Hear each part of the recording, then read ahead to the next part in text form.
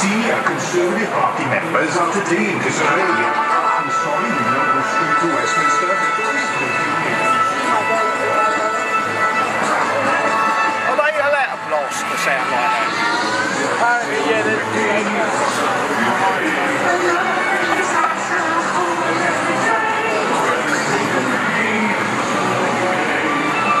I can't believe how great you allowed Blake to park his motor over the road there for all that time. He was allowed to park there day and night, weren't he?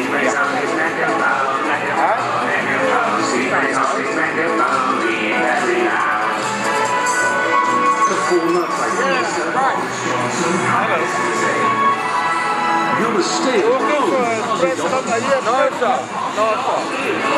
Definitely not. You're not a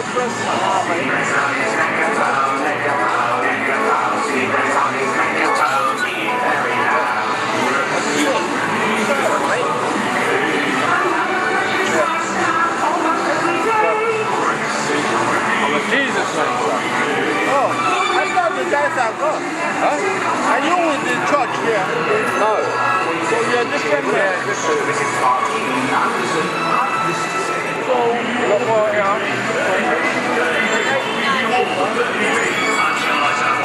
How about what? I don't like this one. This is a very good one. Take this one as well. For you. Everlasting life. Are you alright, man? Number one. That's not the one I have. You have that one. I want to do that before. The group that were here. I'll read you all for 30p. 30p. I'll read you all for 30p. Punch your lights out, boy. Party on. Party on. I gave you the blue one. I ain't got them ones. I got them ones at home. Okay, I'll tell you a dress. I'd like to dress smart. Okay. Cheers, mate. Brexit working across the whole UK. Well, that's a better way of dismantling them, isn't it? We'll have to bear that in mind. Yeah, we've got this flat, mate.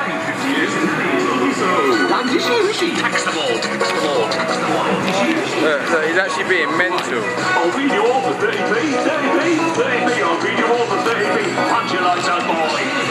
Party on, party on, party on. Party on, party on.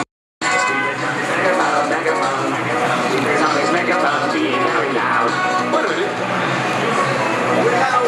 The National Conservatives, the National Conservatives, the Nazis, we're the Nazis. Well, does that mean we'll make the train for all time? Rishi Muppets. Rishi Muppets.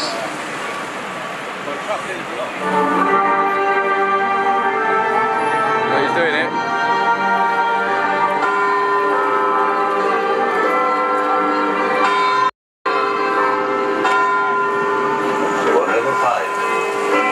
Hive of scum and vermin. That's the Muppet Show with our very special guest, Rishi Sunak!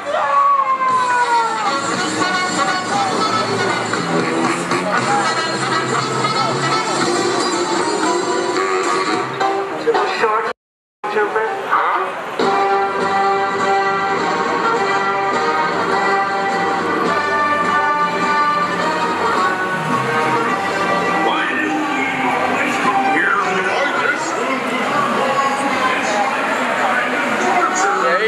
Right enough though. He's a Christian. Christian privilege.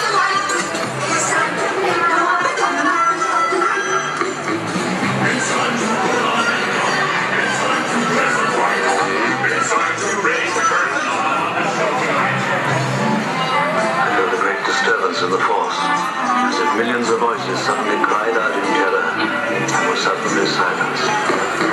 It's time to put on makeup. It's time to dress the flag. It's time to... Why don't you get me started?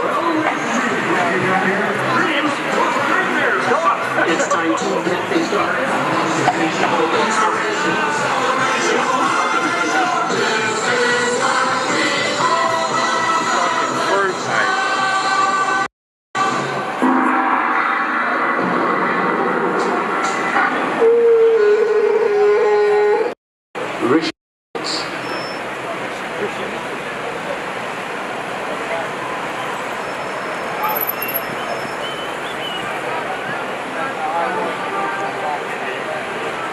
if you're wondering what was going on over this side, there's not a great deal happening in a minute.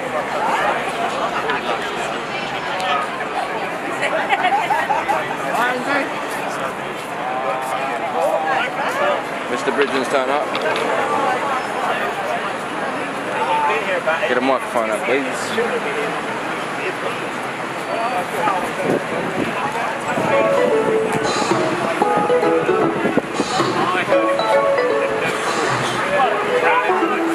It's another year.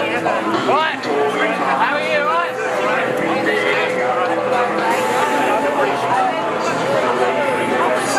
Whilst hero nurses strike for pay and prudence grow and grow, so there's more every single day. It's all Spain, the photos with friends know where you can't escape this dance. Oh, the chicken in the ass is dressing number 10. Make the markets crash and then kick your ass.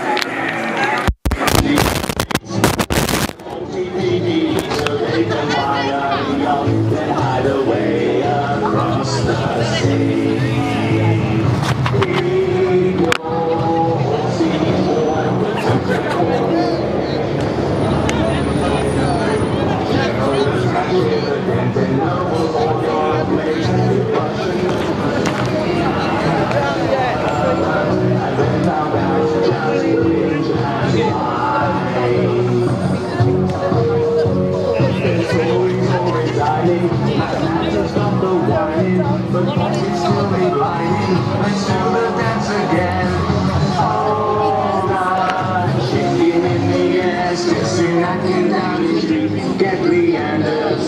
to feed the world for 30p, and there's no escape from Suez. When the past you would hear this song, if she deported you to Mars.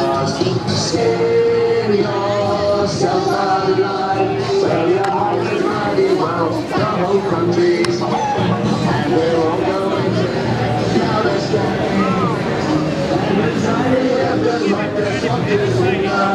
and we'll be partying all night.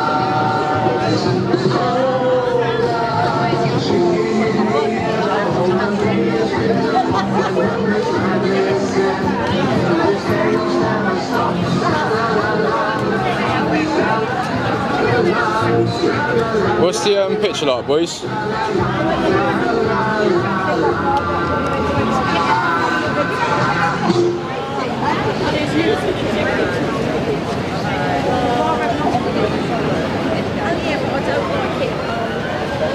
She's just trying to get me copyright strikes, mate. That's all he's doing.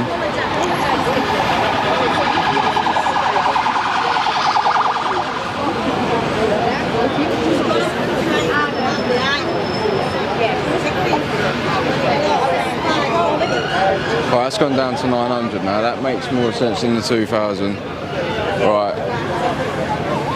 Yeah, there's many a tourist out today. Look at that.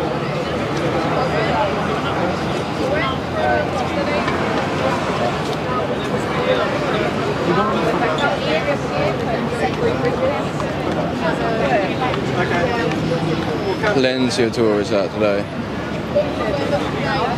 Yeah, ready. Would you put me out on ready?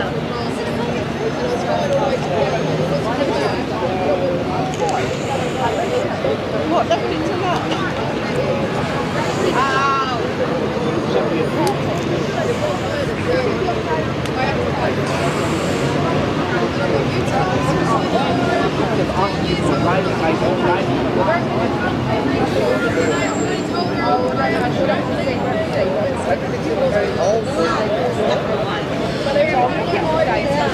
Today we've got PCP Wales coming to, well, they're putting on a demonstration about relationship education in schools, I believe.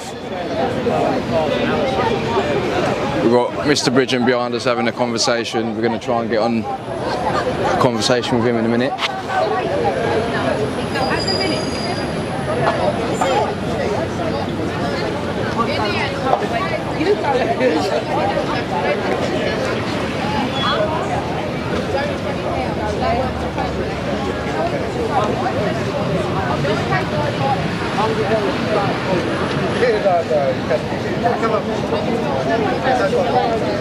How long do I leave him to have his conversation before I go and rudely interrupt?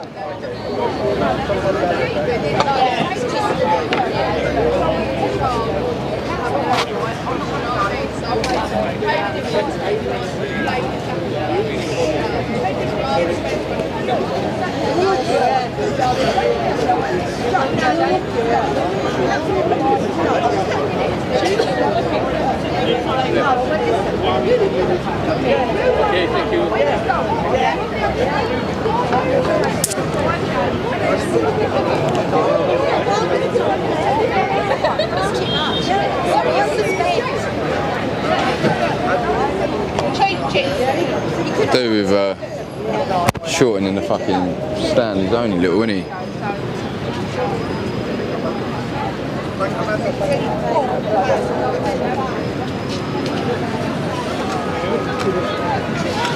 Transfer money across the world. Malaria and... Hello, sorry, I don't mean to interrupt. See you was talking. You were interrupting. I know, beg your pardon, Mr. Bridgen. Andrew. Andrew, if you don't mind, can I ask you a couple of questions on camera? Who are you? My name's Jim. Jim, correct. Correct, not political. You're not political. Well, I'm a We're bit in Parliament Square. Yeah. I mean, We're all to be apolitical is a political position in of itself. You I care about understand public that. services? Yes, sir. The economy? Yes, sir. Jobs? Yes, sir. You're political. children? Yes, right. Children? Right. You have But children? it's a play on Would you words. like to have children? I've got children. Great. Right. It's a No, play. you It's care a about play. children. It's a That's play what on I words. That's why I'm here. Good. Right. You're here for the children. I'm here for the children. So am I. Right. So, where has all this come from? It has come from supranational bodies claiming to be charities. A lot of it from from America, and it's being pushed by the United Nations through the WHO. It's an agenda that's going on mysteriously all over the world at the same time. The sexualisation of children and potentially it appears the attempt to normalise paedophilia. Is there an issue with? Is there an issue? How can I better way of asking it? So, we're living in a reality now where the King's brother paid millions of pounds not to speak about stuff. That there's Epstein Island, there's connections to Israeli Mossad, there's politicians supposedly being captured in compromised positions and all this sort of thing. Do we think the sexualisation of children in schools and more broadly speaking in the whole of society, is there inferences that are coming from these sort of paedophilic elites, so to speak? I think it's all linked together, and clearly there's a push from the top that they want to sexualise children, and it doesn't matter how many times I raise it in the House of Commons, and I'll have support from the Conservative backbenches, and Rishi Sunak's forced to say that he's going to stop it. He's the Prime Minister. He could stop all this in the afternoon if he wanted to. He's not stopping it. There's some sort of review going on, but it'll never come to anything because I'm afraid the die has been cast, and it's the only way we're going to stop this is from the bottom up. It's parents have got to take back control. At the end of the day, parents are in control of their education and their children, not the state. And I wouldn't trust the state to have any control over my children at all. So I understand that you came into being an MP in 2010. Is that right? So you was not part of the House when they voted to repeal Section 28 of the Local Government Act. Yeah. Seeing how things are being, you are aware of it obviously, so seeing the state of affairs in society today, what would your sentiments around Section 28 be? Is there any place for it in today's society? Can it be amended? Well, there won't be any gay or lesbian communities going forward because they're now being transitioned. These are the people who probably would have been gay or lesbian, and now the push is for them to be transitioned. Is it the push is to be for them to accept transhumanism, is my understanding.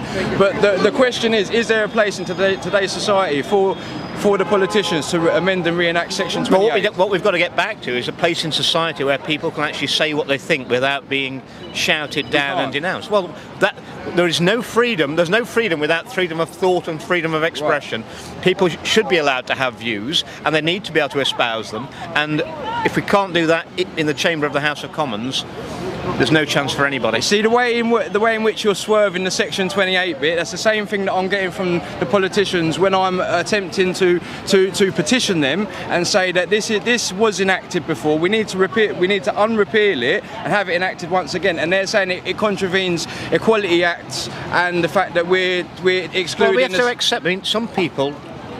Do we need to repeal the Equality Act? Is the question. It's being misinterpreted. It should not apply. Certainly it shouldn't apply to minors. If someone's over the age of 18 and they want to transition, I think that is a decision that they need to make. But nothing should be happening to minors. We can't have a discourse about any of these problems because of the Equality Act. Well, that's what they keep shouting at me. Yeah, right. Well, that is the fact. But remember, I mean, 10 weeks ago, I tried to bring in the Child Protection and Parental Rights Bill, and it was voted down. That would have given well. The interesting thing was, my bill wasn't actually asking for any changes to the law. It was only actually asking for the law to be enforced that we've already got. The parents do have a right to know what their children are being taught in PHSE classes, and they have the right to withdraw. A lot of this stuff came in and has been pushed an agenda during the lockdowns when everyone was isolated. I've got to try from another angle. So you don't perceive the promotion of homosexuality in schools and councils as the primary problem? Well, if it was up to me, and it is a policy that we've got in Reclaim, no one would be able to. I would depoliticise all the public services. So there wouldn't be any Pride months or any other months at all. Their job is to deliver public services, not to be political and ram an indoctrination down people's throats or their service users. I wouldn't allow any flags to be flown on public buildings apart from the Union flag, and that's what we need to do. All arms of the state are now being used to push the agenda, and especially young people are very vulnerable to this sort of brainwashing. But we shouldn't be promoting homosexuality. No, we shouldn't be promoting it. Do we need it on the books? Can you imagine if you would be accused of promoting heterosexuality? Right. Isn't it amazing? It's what's kept the human race in existence for millions of years. Yes, right. Yeah, it's amazing. Just a last question, a bit unrelated. Your party, Reclaim, that you're a part of, is it a real political party? Because it's my understanding that people can't actually gain membership. There's no way of actually becoming a member. Is that We haven't taken memberships, but although the party's 3 years old, only a couple of weeks ago we were actually allowed a bank account that you could pay money into. Right. Because of the cancel culture we have in this country. Right, I get that. And our existing bank had asked us to close the account. Right. So you're going to be looking to take membership moving forwards? Yes, we'll be looking to take members moving forwards. Do we know when specifically? Oh, before the next general election. Yeah. All right. But, I mean, do I need supporters? I've got over 500 registered supporters in Northwest Leicestershire. That's far more members than I ever had in any other political party. I've got 1,000 registered supporters. I've got 500 people willing to deliver leaflets for me. I never had that in the Conservative Party. Never. Right, I think there's a huge appetite now for something. People realise that what you've actually got here is in Westminster is the Uni Party. Last Wednesday, when I was criticising Rishi Sunak and then getting attacked verbally by Labour MPs, people should realise what's going on in this country. Right. There is no difference between the major parties at all. Dialectic. Yeah, well, I mean, I think all the horses in the race are in the same stable. They're getting paid by Moderna and the like. Well, they're certainly on all the big issues, whether it's lockdowns, vaccines, net zero. They're all much of a muchness. They're all going to vote to give all your sovereignty away to the WHO and leave them in charge. Yeah, right. We're heading to world government very fast.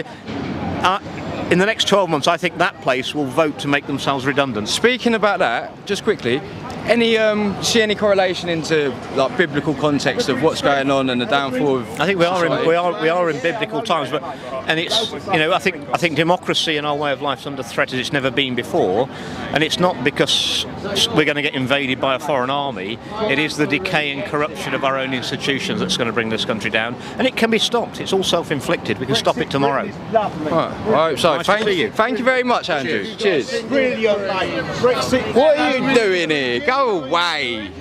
Yeah, you'll get Nick being here, won't you? What in him right up? Go on, let him have it. We love Brexit. We love Brexit. Hey! We love Brexit. We love Brexit. We love Brexit. We love Brexit. How you doing? All right? We love Brexit. We love Brexit. We love Brexit. We love Brexit. We love Brexit. We love Brexit. We love Brexit. We love Brexit. We love Brexit. We love Brexit. We love Brexit.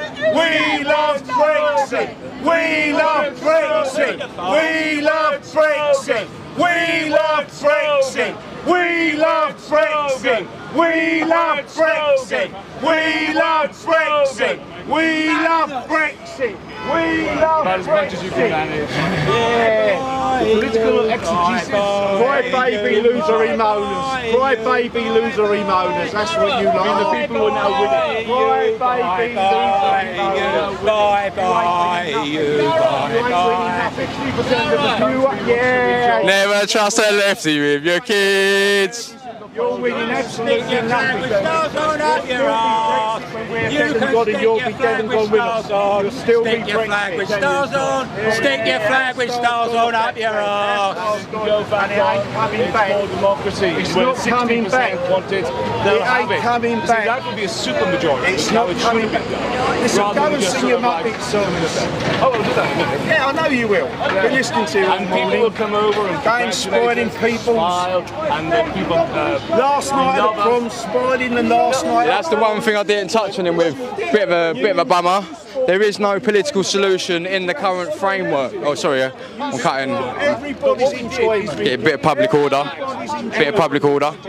Of course not. You know about the Sunday? Fuck off, gazer. Out the way. It is me again, but your master's wrong. Your master's wrong. Where's your dress? I love it. Where's your dress? Paedophile protector. Where's your dress? Paedophile Is this idea that because I have long hair, I must be a woman? Paedophile protector. Penis size last time I saw you. Oh, well, that's just generally, that's a rule No, around blokes here. don't talk like that, do they? Blokes do talk. No, they don't, you idiot. Inadequate, silly little blokes don't Pussy! talk like that I went because over the they're road. very I said, he just Good job I jumped on Bridget before it all fucking got Larry. Don't do it again. tiny little dick. Yeah, so have you got a problem? Well, the inadequacy Is that why you're so close to? overcompensating. Is that why you're so close to Mr. Brexit over there? You haven't seen you around in a while. We've been here every week. Yeah, do you frequent The certain reason we bars? haven't seen you is because you've been on trial.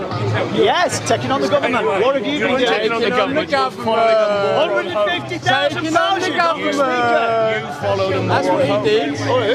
You followed a moron home. A moron home. Who would that moron be? You followed a Hancock's a How moron. many So we murders agree. is he responsible? 1 minute, mate. Are we agreed that he's a moron? Are we agreed that Mike Hancock's a moron? Most of the country agrees Hancock is a moron. So you're But saying you I don't- followed it? Well, that was what it said in the Well, court case. today we get to get him in court again, and you got him in court. You didn't get him in court last night. He got you in court. I wasn't in court. The case was against you. Was he in court? You see, you think you know everything. There was You a so case- bad, but I got him in court. The phrase- I don't get him in court on the The appeal. phrase in court is a euphemism, if you like, for taking someone. Are you sounding like an actor now? Because that's exactly what you are. You're all actors. You're all actors. I haven't acted There's for real years. campaigners and there's real You're not a actors. real- And you're not even a good actor. What's your dress? He's trained What actor. stage you're going to be on? What stage you're going to be on? What's your normal makeup, mate? You've got your long hair for a reason, eh? Because you're a Yes, good hippie. yes.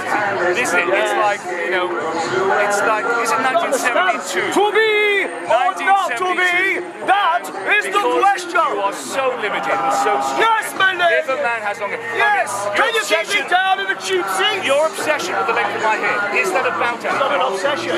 Is it about anything? It's an observation. the way you It's talk. an Yes, obsession. yes, but you keep it up. Observation. Have an observation. You bring it up. You keep bringing up the length of my hair.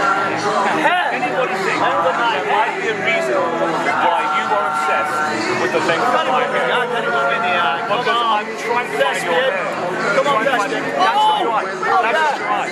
Looking at the hair. You No, try I'm everything, looking don't at you? your hair. Now I'm looking at your camera. Now I'm looking at the eye. You don't quite look at the hair. I'm looking you right in the eye. Is there a issue? Yes, because I'm looking at the top of your head because I just want over to there. Is there a reason? They're here, I think. You are smidgen upset. It's God's my barber. God bless you, Ken.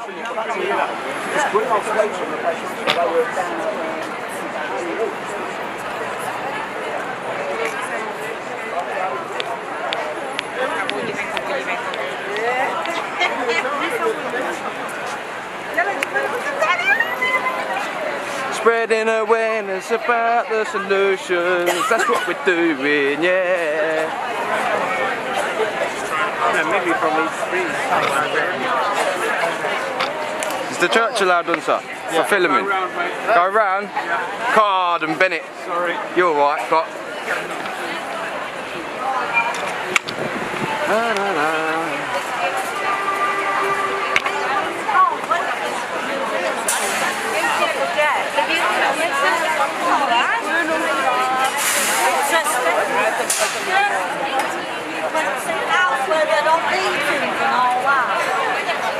Right.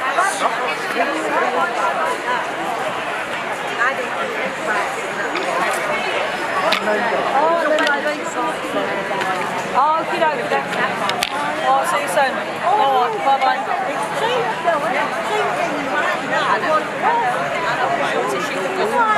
She just turned the fucking thing off.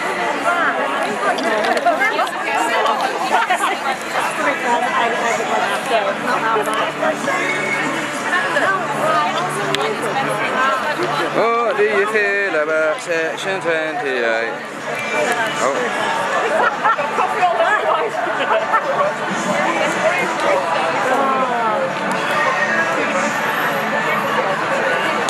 Still filming. Right, how's the old microphone, boys? Is Amanda me? I'm not speaking today.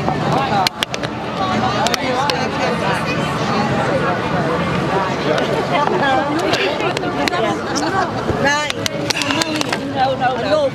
So no. Obviously it's only recent. No, Rebecca's Obviously I am. Yeah, Rebecca's speaking today. Yeah. I've seen that thing, very good.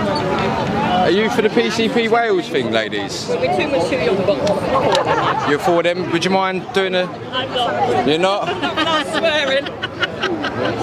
Have you seen one of the others? Amanda, you're going to do an interview. Oh, I'm sorry. We're too bleep.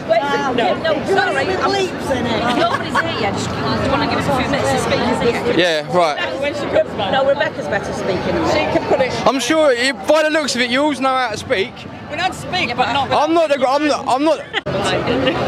it towards her. I mean, Who's it for? me, Jim. Who's that for, man? Correct, not political on YouTube. I don't know. I've been chasing around ADHD around the country for the last year. Do you know who ADHD is? Sebastian Samuels is the man who likes to cross-dress, transvestite, and read books to children. Why are we chasing him? Against or for? Well, obviously, like, kick him up. Yeah. Okay. I never answered properly then, did I? Eh? That wasn't the proper answer. Yeah. Well, no, I've been chasing him to call him a nonce, mate, and say, stop doing this. That's all right. Look, please, look, all I want to know is, yes, brother, all I want to know is, please go on camera, I've got one question, man. Tell me what it is first. Don't be like that, we're not like them, we don't need to do that. I've just had a traumatic, I've just had a traumatic. You know me now. Hello, all right, yes. Kim's all right. Yeah, but I'm a bit worried we're left and blind. No, you're right. Look, this is... He's sound. No, I know he's sound, it's not that. I just let Rebecca do it, she's better speaker than us. It's about Section 28. Good. Yeah, it's about Section 28, the Local Government Act 1988. Yeah. It got repealed in 2003. It was to prohibit the promotion of homosexuality in councils and schools. Yeah. Right? Do we think it would be a good idea nowadays? Look at the state of society. They're trying to sexualise children in schools. They're trying to sexualise children, bringing them to pride events and gallivanting everywhere, trying to tell everyone to be inclusive and celebrate pride. Is it time for the politicians to amend and reenact so they can stop socially transitioning children in schools without parents' prior knowledge or permission? Yeah. Yes, they should do. You'd be behind Section 28. And how do you feel about the fact that we can't even petition Parliament to speak about it on the grounds of offending the gays because of the Equality Act. How about that? But not all gays are against this. No, Yeah. no. I understand that, but the point is, we can't get it too motion. We can't get Yeah, into because they're frightened of offending people. Yes. Yeah. So it's wrong. So we need to. Not only do we need to reenact Section 28, we also need to repeal the Equality Act. Yeah, of course. Yeah, 100%. And you couldn't have said that on camera. A lot of them ones are the ones that's backing this up for them. Yeah, The original ones, you know. That Oh, with the gays? Yeah. The that's- LGB, yeah. They're backing this Yeah, up. right. Gays They're against backing it groomers and all up, that. Yeah, I get that. I get that. They didn't ask him the point. All right, so these ladies who ain't willing to go on camera are willing to support Section 28, and Us, we're good at rallying the crowds. You know, when it comes to what you've just said, that's just gone for. Is he recording now? I sounded it. Yeah, you know what I mean? That's why I said Rebecca knows all the ins and outs of the proper legal. You know when they are? Yeah. I think that they're paid to do that. Right, well, I'm going to try and find some people that are willing to talk on camera. All right. Wait a minute. No, it will, but I don't want to. That's what I'm saying is because I don't want to fluff it up. Don't worry about all that. It's too, you know. First one I've been. Fear is not the spirit of the Lord. Fear No, comes from the devil. I'll talk to you all Right? day long. It's just that I go, whoa. Yeah, all day I long. know, but this is what I'm trying to work. Listen, Rebecca will in a minute, and she'll have you captivated. Right. She's our spokesperson. Right, I'm gonna. Right. Thank you. Come back. You remember my face? I'll come back and I'll get All right, Sada.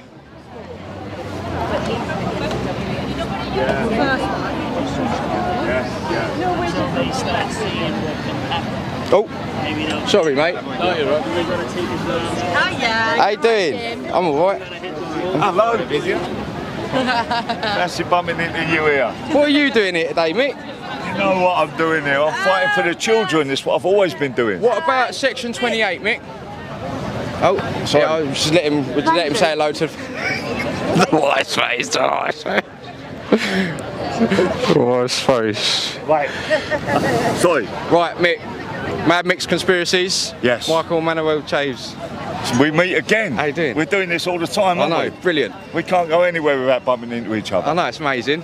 People start talking about us. Anyway, so we're here in support of Kim today, PCP Wales, sexualisation of children in schools and broadly speaking in councils across the country. Are we in support of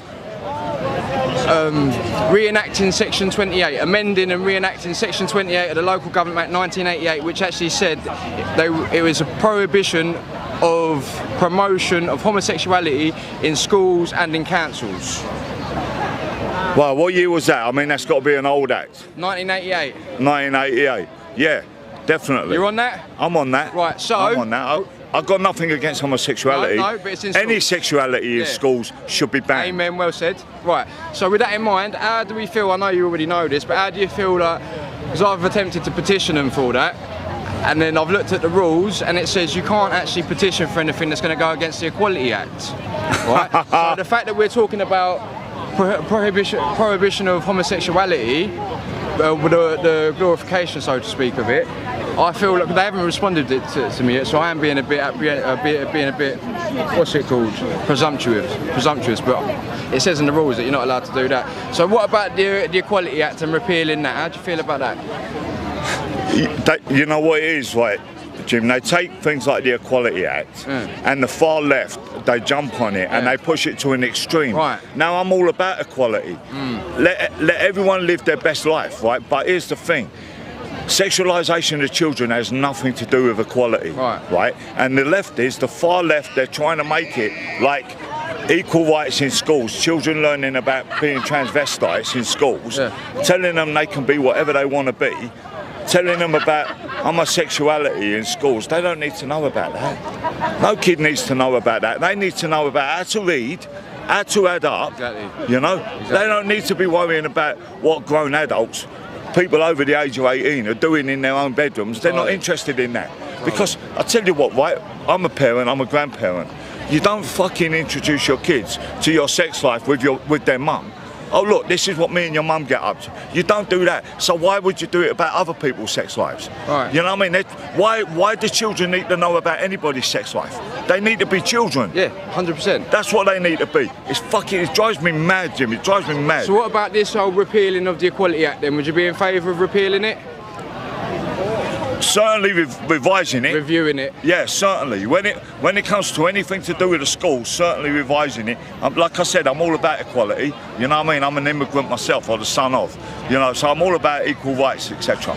But anything that goes into schools, anything that affects the children, that's when it puts my back up. That's when I lose my temper. And that is why I've come all the way to London today, through the congestion charge, through the fucking ULEZ charge. So we've got the bailiffs to look forward to over that one. But hey, it's all fun. It's all fun. And we've come up here today to support these guys. They've been working their balls off over in Wales, you know what I mean? Yeah. They've been trying every which way. They've been going to court. They've been doing everything, right? No one else is doing it. No one else is doing it. So I'm here to support them. I'm here to fight for the children.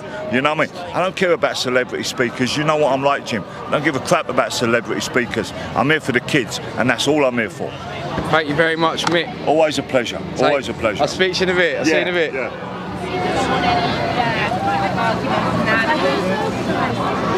Excuse me, sir. Are you here because of this? No, I'm not. You're not? I've just been in there. You've just been in there? What was it like in there? It's good, yeah. It's good, yeah. It's all right. Prime Minister's questions, but... Is it your first time?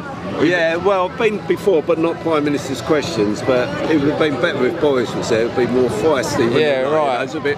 You've got boring Steimer, in you, and then you've got Rishi in you, so it's not really much fun, is it? How do you feel about all of them covering up for like the global paedophilic elite? All the Epstein stuff, all the Andrew stuff, all that sort of well, stuff. when you look at the Epstein stuff, there's only ever been one person done for it, isn't it? That's what I mean. Yeah, it's terrible. It's a global cover-up. Yeah, but there's no Americans done, was there? No, but I mean, no, it's Israeli Mossad though, mate, isn't it? Yeah? It's Mossad. Like, this is what we're talking about. We're talking about organisations and multinational corporations, the heads of, CEOs, chairs, directors, go into some island to sodomise children. And there's a lot of stuff getting covered up. I mean, with all the migrants coming over, what they're getting up to, and it's all getting hidden from the media, isn't it? Like, you know, I mean, what happened to them girls in Dover and all the rest of it? It just goes, and then when you hear like what happened in Reading, they didn't really go on about that too much. No, right. They? So if it's anyone who's come across here illegally, they don't want it reported, do they? No, that's it. Right. What are we going to do about that though? There's no opposition. Like with this, this is after 13 years of government rule, of this government's rule. This is the state of affairs. Gays weren't allowed to get married 13 years ago, and now we've got children being sexualised in schools, mate, being told that they can be transvestite, transgender, whatever they fancy. Yeah. And that the parents are bigot if they try to. Oh yeah. This is all under 13 years of conservatives. Yeah. Conservatives. Oh, no, yeah. Well, there needs to be a change, but what, to Labour? No. Well, not Labour, because what's going to happen is Labour's going to get in, probably with the Lib Dems, won't they? Right. Because people didn't vote for Tory. Right. They won't vote for Labour. They'll vote for, I don't know, Reform or someone. UKIP split the vote. Yeah, well, UKIP, they won't vote for. UKIP's done it. Reform is probably the best party out there at the moment. You think? Well, I think it's the only one that really speaks for us. You're a fan of Tice? Yeah, I think so. Well, you know that globalism that them paedophiles was talking about earlier? Isabel Oakeshott wrote the book for Matt Hancock.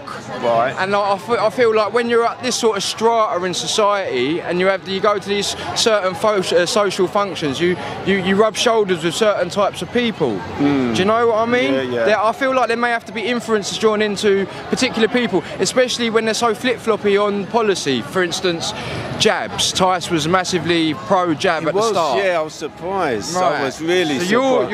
You're switched on then? You didn't have it? No, I did. You did? And I'm gutted. Yes. I'm so sick that, and do you know what? I fell into it, like a lot of us did. And anyone who says they have it, did you ever jabs? No.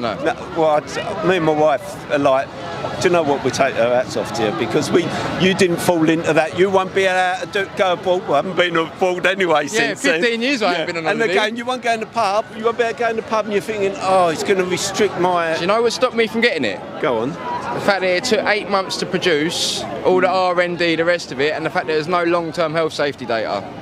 No, that's right. And it's a vaccine, and I know that they use neurotoxins as vaccine adjuvants for many years, giving all sorts of kids problems, all sorts of people problems, and I know they're not good. And the other thing is, it's a flu jab. I wouldn't even bother having that. Because I wouldn't. Well, you take your chances either way. You take your chance with the flu jab, and now they're mixing it with this as well, and they're giving it too early. It's more of the same. It's them getting their pockets lined by their vested interests.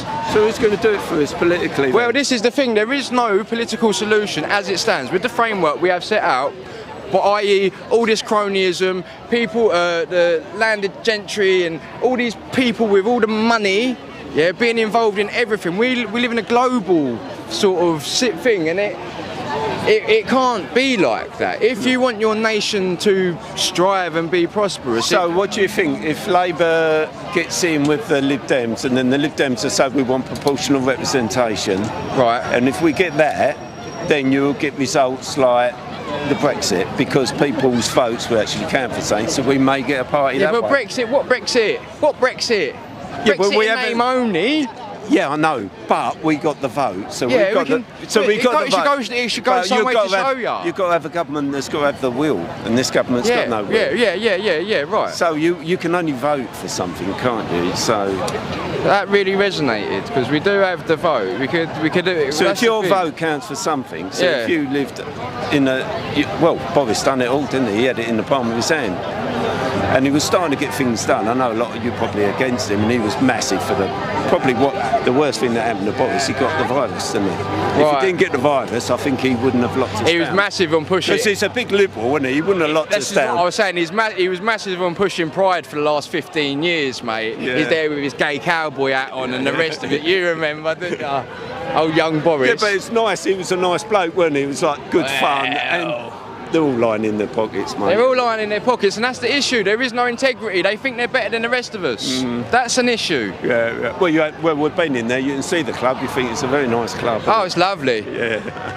I'm sure the artwork on the wall's fantastic. Yeah. Do you know what I mean? Anyway, thank you very much Good for your time. to meet ya. Yeah, cheers, mate. Jim, by the way. Chris, nice to meet you. Oh, we missed that then, boys. Sorry about that. How long was that like that for?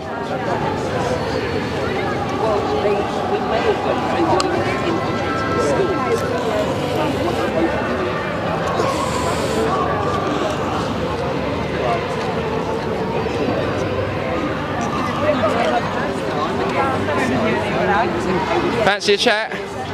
Nah, I'm good. And camera shy. Oh, no worries, I know the feeling. I need to move these down a piece.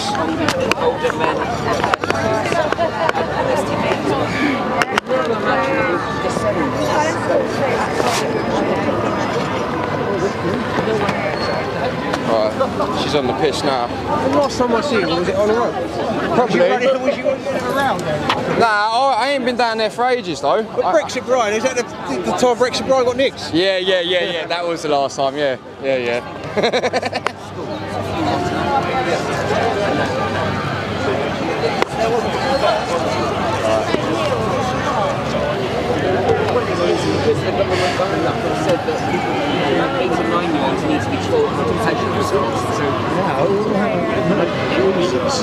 Well, Section 28. Oh yeah. So there are a lot of Welsh. Sean, what are you doing here today, mate? I'm here for the also live stream. I'm live streaming. Do you like my version 1 gimbal?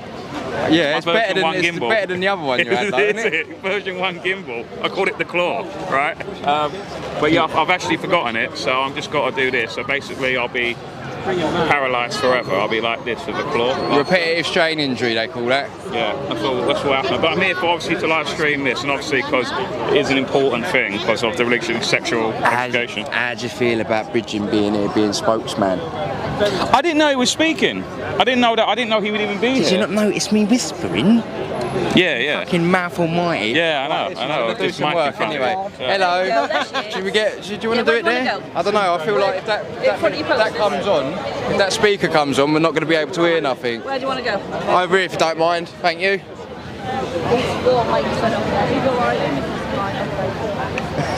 I told you, she's better than me. Yeah, do you want to do it with that as a backdrop? You've got to stand with me, man.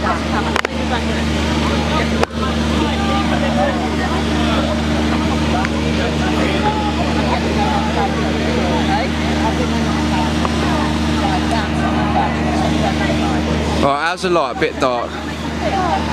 Yes. You look lovely. So hello. Hello. My name's Jim. Nice to meet you, Jim. What are you lot doing here today? We are here today representing Too Much Too Young, which is our Facebook group, to fight this terrible new RSE curriculum in our schools. So we are from the Showman community of England, which is kind of a hidden community. There's about Showman? Showman. As in fairs? We run the fairgrounds. Oh, really? And the outdoor events, yes, across the country. We're quite old-fashioned in our morals and beliefs, right. And we don't believe children should be taught this stuff too young and yes. too early. So, yeah, we've got together, started a Facebook group, opened it to everyone, and was astounded how many people from outside our community don't agree with it either. So, right, amazing. So what sort of stuff do you do in combat to this sort of agenda? Well, what we're mainly doing at the minute is trying to raise awareness, because a lot of people still are not aware of how bad it actually is. The schools are being a little bit cagey and secretive, we're finding. So and also empowering parents to support each other, to stick to their views, stick to their opinions, not be shouted down, and say what they think. Right, so regards to their own children. How do you feel about Section 28 of the Local Government Act 1988? Which is about children being educated in accordance to their parents' beliefs. No. It is. Oh, that's something else. That's no. It is with regards to prohibiting the promotion of homosexuality in schools and councils. Oh, I don't believe any type of sexuality has any type of place in schools. No. Yes, in later life there's a time to learn all these things, and we all want to be inclusive, and I teach my children to be accepted.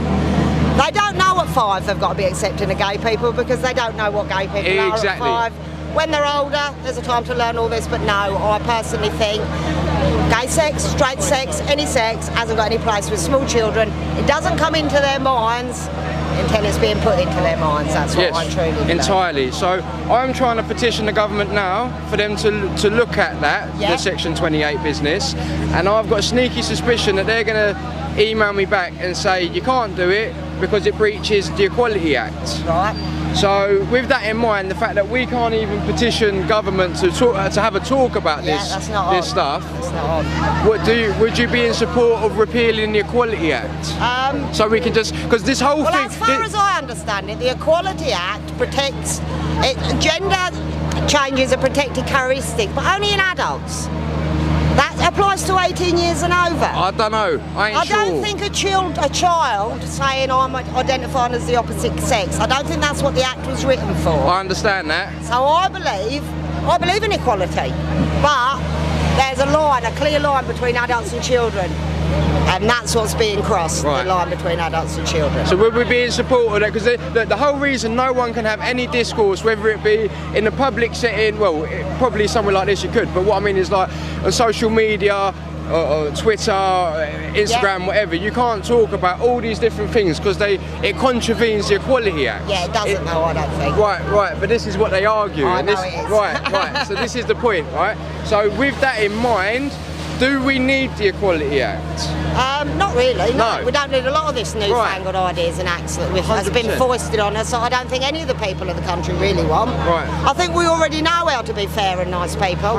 If we're already an horrible person, nothing's really going to change that. And nice people don't need teaching how to be nice, as we are accepted, and that's probably our trouble. We are too accepting in this country. That's right, and we just keep taking it and taking it, and so the next I'm thing all you for know, equality, but not when it means making children equal with adults and treating them like mini adults, because they're not mini adults. Blinder. Amazing. Thank you very much, ladies. Cheers.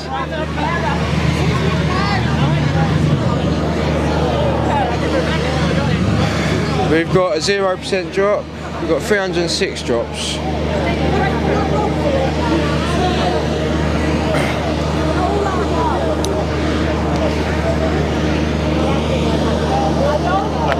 Love your stuff, you do. What's your name? Steve. Steve, nice to meet you. Yeah, good to meet you. You know who I am? Certainly do, yeah, I've watched you many times. Yeah? Many times. I do like your way of arguing your point. You do it really well. Loud. No, not loud, you're respectful, you get your point across, I think you do a bloody good job.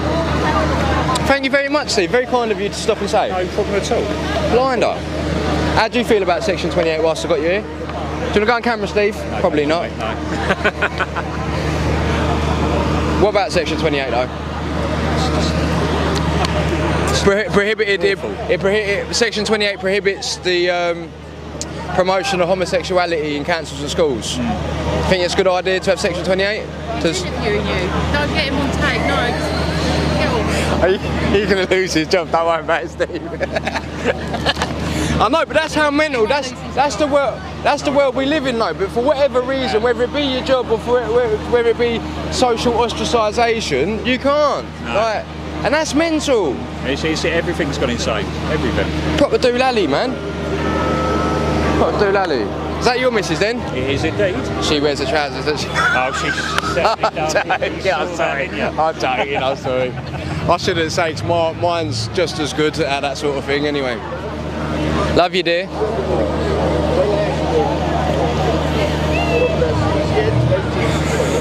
Right, we're going to go and find someone else about this Equality Act business, Section 28, Local Government Act.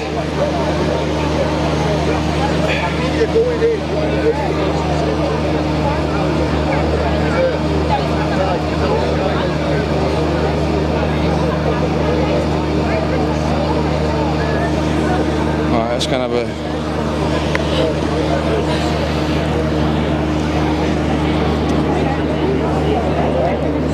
There's two press boys here and that. If we have a little zoom up on the old yoke.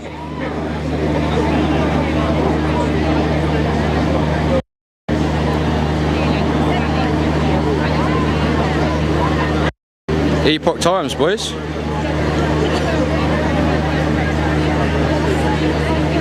Spy camera.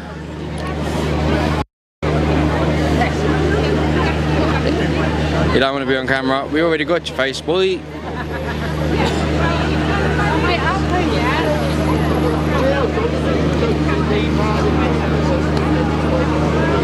Buffering.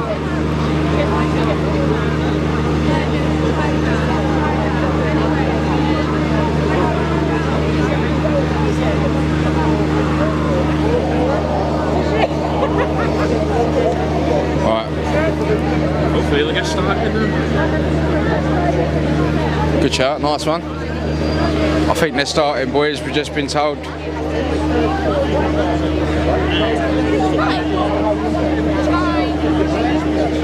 Dogs, not children. How are you, my man? Alright, buddy. You good? Nice to see you in person, man. I'm on my Todd, mate. Cool. Correct, not political? Oh, I think I've heard of him, yeah. I can't keep an eye on him. He's alright, he's alright. You need to give a call, there's a bit of shit. Oh, good for you. What's your name? My name's Gary, I'm here to help with the group, like. Nice to meet you, Gary. Do a bit of filming myself, like, just to make videos or help raise awareness, but obviously the girls are doing all the work, like. Yeah, right. Obviously trying to help and support them, raise money, raise awareness. Yeah, fair play to you, mate. Do you know about Section 28? Not yet, no. Right. Local Government Act 1988. It was to prohibit the promotion of homosexuality in schools and councils.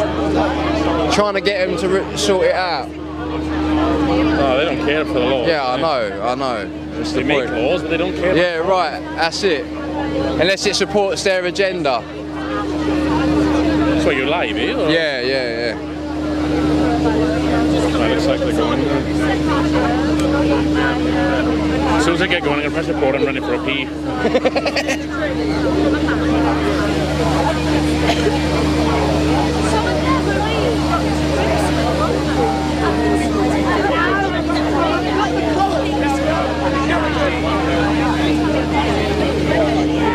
If they're speaking on that megaphone, I don't need this on. What I do need to do is charge some fucking batteries though. You might have to spend a while here before we get to know the place. Yeah. It's big, it's really big. But it's amazing seeing that. I thought that was much smaller than I thought it would be. Much smaller than I thought, yeah. We would expect it to be like a tower. I would have expected like that. know, I would expect to be studger and be like blown away by it, you know? I mean, it's yeah, no, the sound should be okay when the PA is being used, is my fault.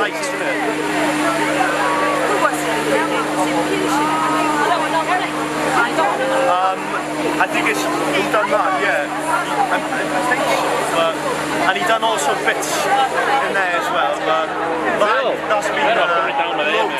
The last hundreds and years old, so that's changed a lot, you know, like that. The thing in the middle, that's new. Not new, but compared to the building itself. So obviously that goes back to medieval times, isn't it? But yeah. Right, how are you? It's great to be here.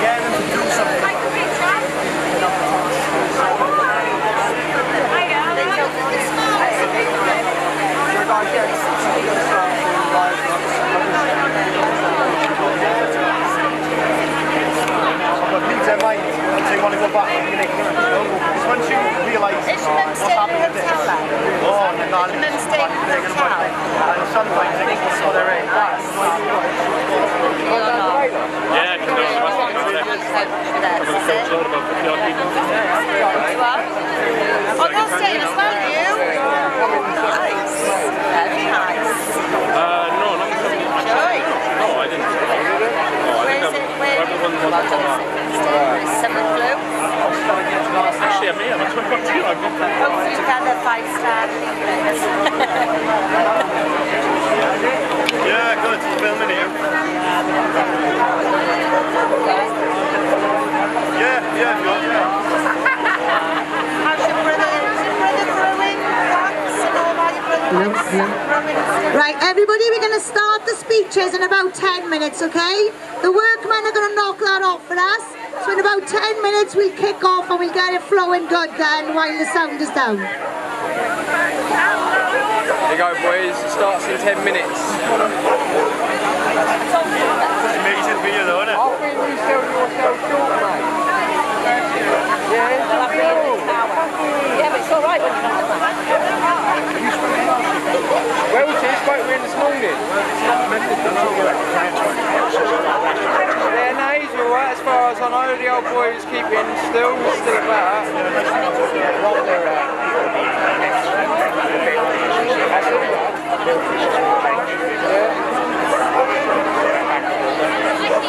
I see that, you weren't allowed to go back.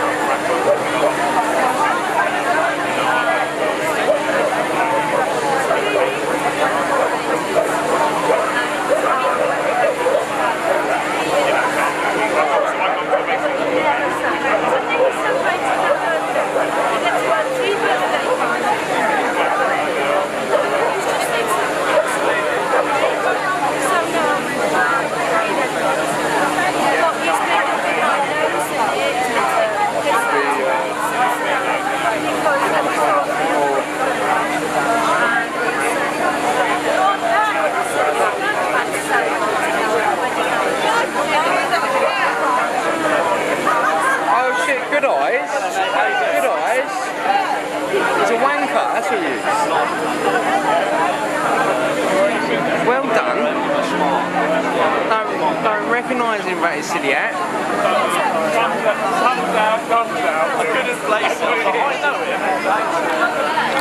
I did it, what's the thing then?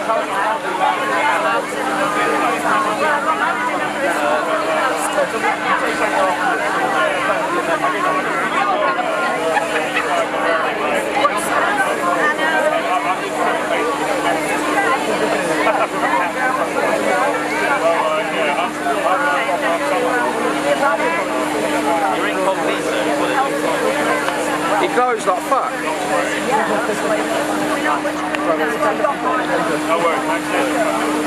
The bodies all wiggle look like my father and all. You've seen them already.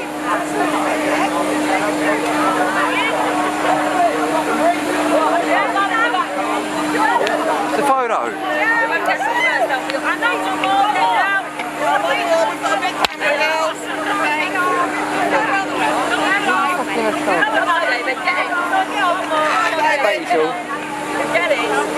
Right, here we go again. Come around here. Big smiles. If you go forward, we get out there. Oh, sorry, down here.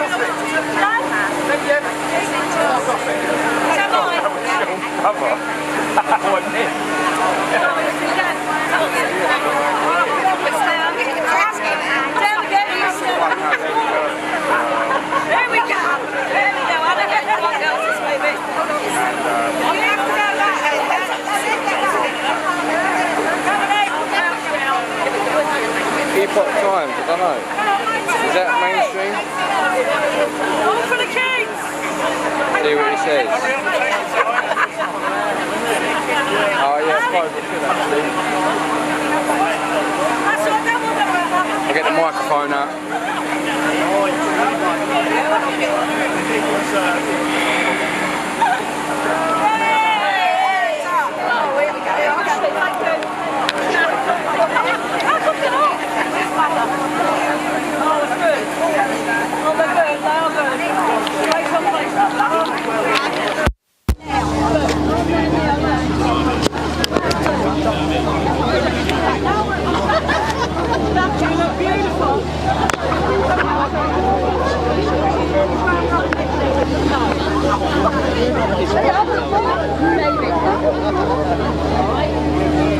Whoa. How you doing, mate? Are you the fellow who went undercover in the On a Rope pub? Undercover, no. No. Why? What was? Yeah, no. At the drag queen story hour thing? Who went undercover? I don't know. Doesn't matter. So you've got nothing to do with the On a Rope thing then? It depends. Are we live? Yeah. Are we filming? Yes. Who's it with? Who's it with? Correct, not political on YouTube. What's it called, sorry? Correct, not political. Correct, not political. Yeah? Sure. Right. Hello. So what's your name? I'm Nick Tenconi. Nice to meet you. My name's Jim. Hello, Jim. Sweet. So I think I bumped into you at Hyde Park with Let Women Speak. All right. Standing for women. Maybe, perhaps. I think so. Sorry, I don't recognise it. Did you have a hat on before? I did, yeah. Well, I can't be held. Very hot that day. I can't be held responsible then for my not noticing you. Right. So I've got a question to ask. You're obviously in opposition to the sexualisation of children. Fair play. I support that. Would you be in support of the reenactment and the amending and reenacting Section 28 of the Local Government Act 1988? The reality is that slippery slope syndrome is a thing, right? Especially where liberal narcissistic personality and virtue signalling in the age of diversity, inclusion, equality, godlessness, etc. So the fact of the matter is the right people in that building over there need to look at Section 28. Right, so you'd be in support of that? They need to look at it. Yeah, but what I'm saying is I'm trying to petition them to get them to have a look at it, but I can't petition them because of the Equality Act. So, well, we know you know as well as I do, everything that's in place is to block and stop and etc. So what about repealing the Equality Act then? How do you feel about that? Yeah, the 2010's got to go. It's got to go? Yeah. Blinder. It's got to go. You've got to go to source, yes, and then go back from there. Yes, 100%. So 2000 ECHR, same deal. 2010, same deal, and then you go back from there like that. And do you think the Israeli Mossad paedophiles that was running Epstein Island, do you think that's anything to do with the sexualisation en masse in our society today? I'm not learned enough on that particular subject, so I'd have to be educated Prince Andrew paid, or the Queen paid millions of pounds so that it didn't have to get spoken about. The cover-up operation. Yeah, right. Yeah. And that's all to do with Epstein Island. Sure. So paedophilia, human trafficking, sexualisation, indoctrination and grooming of minors, it's all under the same banner. There's obviously got rape in there, there's murder, torture, it's all under the same banner. It needs to be spoken of, addressed, and it needs to be dealt with. So if you look at abortion each year, look, what's the biggest killer, right? So look at abortion, look at the discussion there, look at how many children go missing every 45 seconds in the United States. That is what needs to be looked at and addressed. So we can run around talking about cost of living crisis, we can run around talking about liberal problems, but the reality is that conversation, which is a very, very horrible, disgusting conversation, it's hard to listen to, it's hard to go down the rabbit hole, but that's what needs to be addressed again by people in power. Have we got any chance with people in power that are so closely entwined in big corporations and businesses? Also with the Queen as well and the King, their family, it's their family that are directly implicated in this scandal, in this cover-up. So at cultural level, we've got diversity, inclusion, equality, and at corporate governance level, we've got ESG. Yes. And can we take this up after? Is that all right? Thank you. 15 minutes. Oh, right, so we're going to hold on for that, okay, and they're going to knock the generator off. There's no point of starting when the generator's running. So 15 minutes, then we fly. It's 10 minutes, 15 minutes ago. It's Joe, isn't it? It's Jim. I'll be around. Nice one, bruv. He's going to be flying. We'll get him back next time. Well, you want to do one now? What? You want to do one now? I'll do it now. Go on. Leave that on. Let everyone know what you're. Gilly Jean. Correct, not political. Oh. Is that a good R or a bad R? No, I didn't know. I thought you might some news coming. No. No chance of that, mate. Right. Trying to look tidy. So what are you doing here today? Well, I'm here. I've just got you in frame and you've just moved. Oh, yeah. You're all right. Right. Oh, yeah, going away. Well, my name's Gary. I'm here to support Public Child Protection Wales because I feel the cause is a worthy one.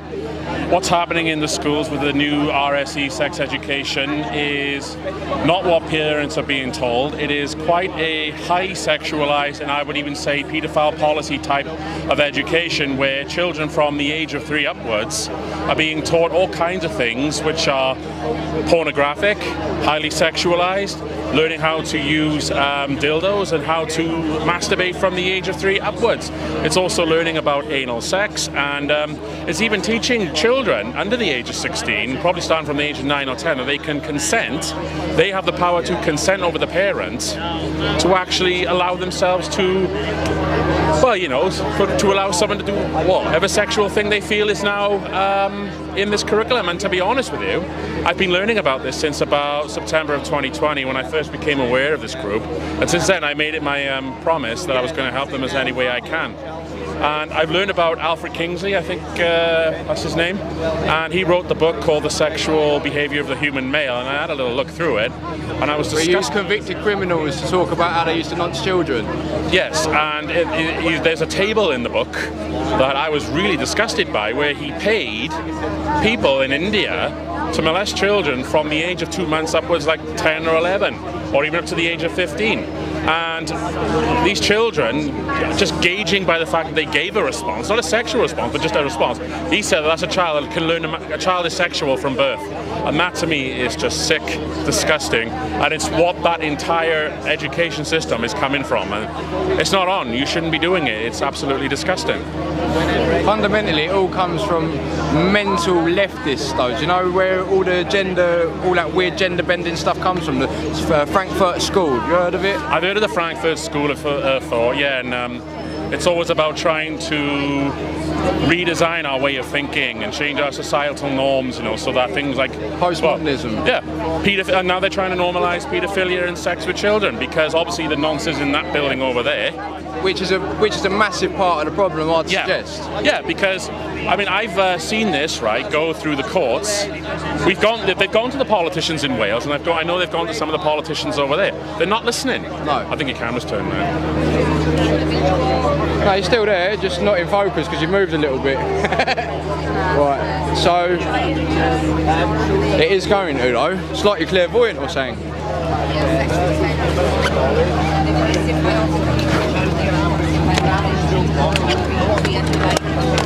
One sec, if you don't mind.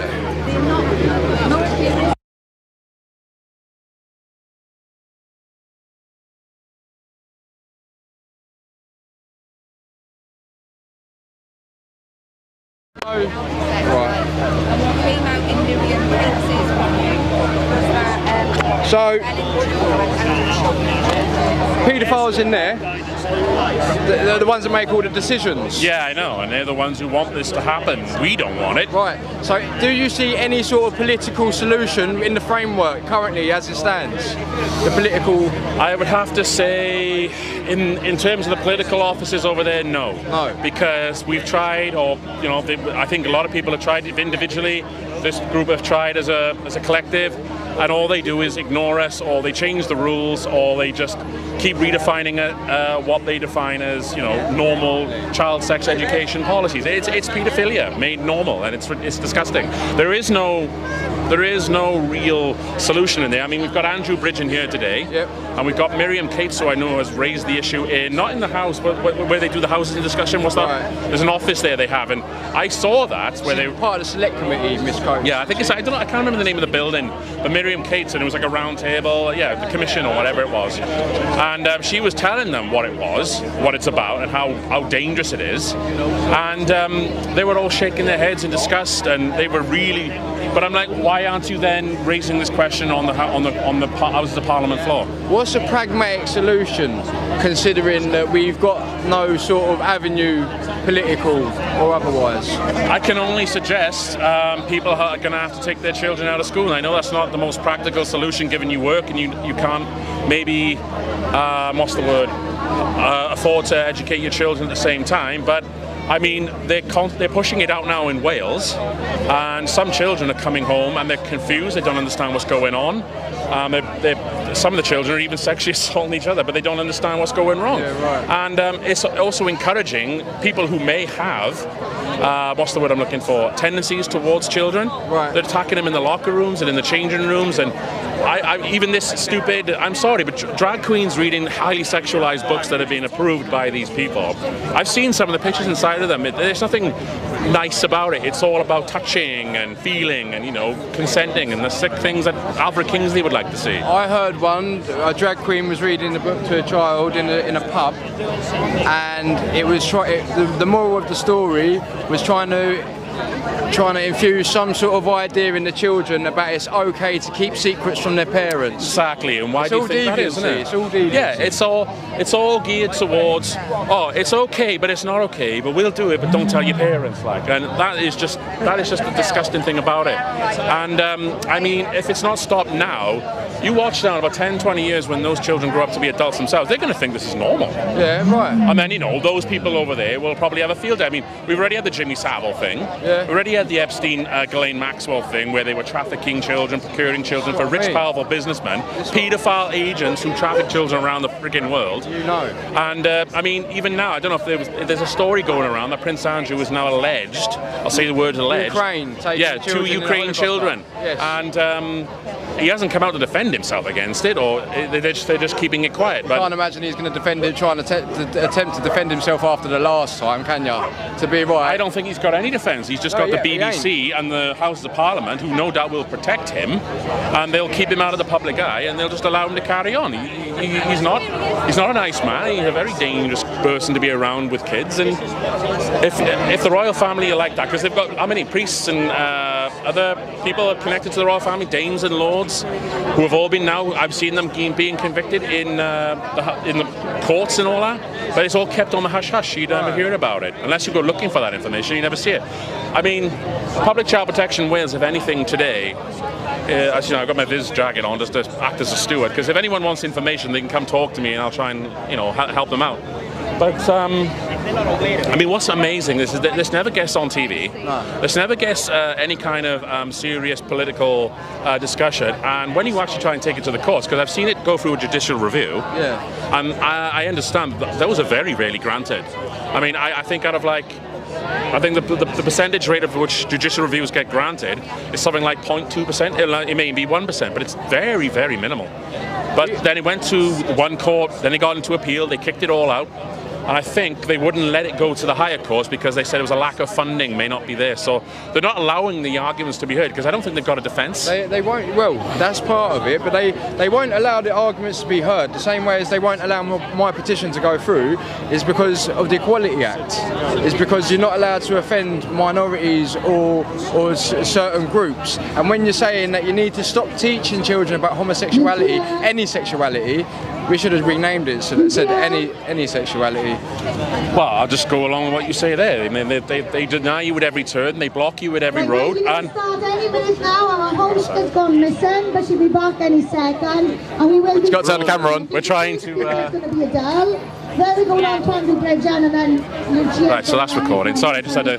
Like I said, I'm here to record, and I think like a lot of people are doing the same thing. I try and make videos, and I try and make the musical videos as well, you know, so people can see the sort of like the real heart and soul of the people are here. You know, they all feel the same way, and I know there should be thousands of people gathered around here.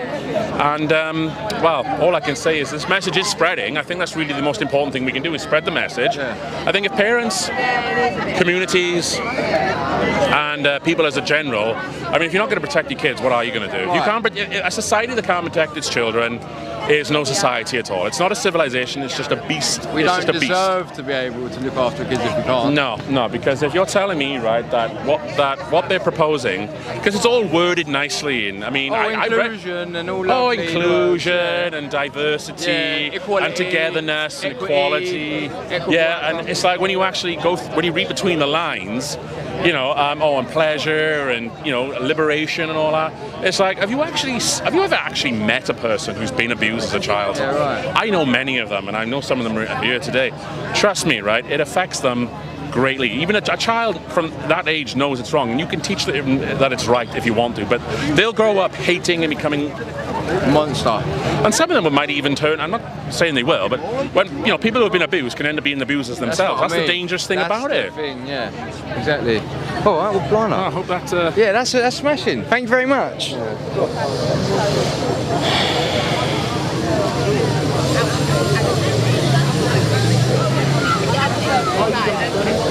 Do we have thing? Did I get us in there? Yeah, it looks alright. I'm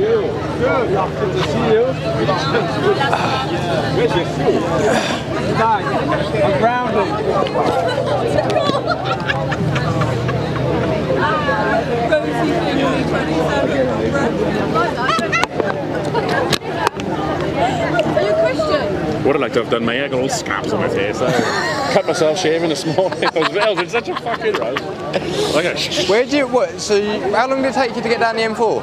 I think we started off at around 9. I started at 7:30. We got here by 1, but we did stop. I'd say if without stoppages and breaks, whatever, maybe about 4 hours. But we were just telling jokes and having laughs, you know. I mean, keeping good spirits, like. Fair play. Right, she's going to start now, boys.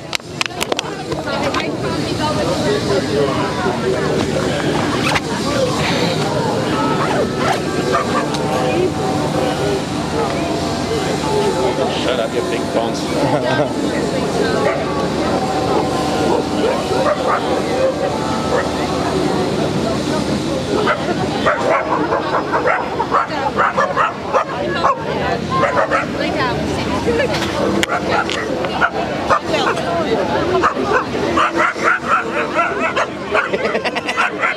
It's not me, it's the dog.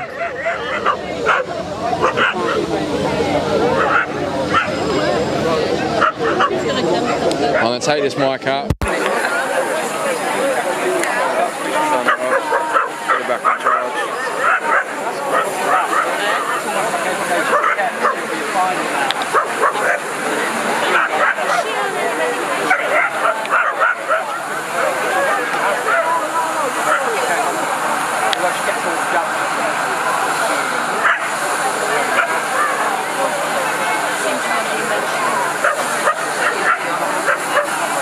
someone smoking the nice stuff.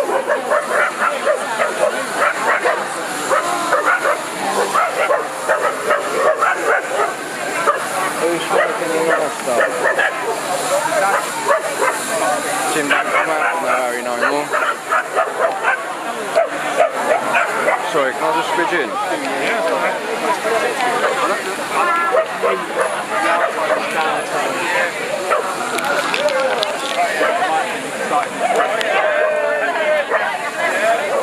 Was it always suspicious? Testing, testing. 1, 2, 3. Can everyone hear me okay? Can everyone hear okay, boys? Yeah. Can you put it louder, do you think? A little louder. Okay. Can you hear me more now? I can't hear you. Can you hear me more now? Yes, thank you. Okay. So, for any of you that don't know who we are Public Child Protection Wales. My name's Lucia Thomas and I'm one of the founding members of Public Child Protection Wales. So we started this campaign or this organisation 3 years ago now, and within these 3 years we have witnessed unity within communities, different religions. We've just united the kingdom on one issue, and that is the protection of children.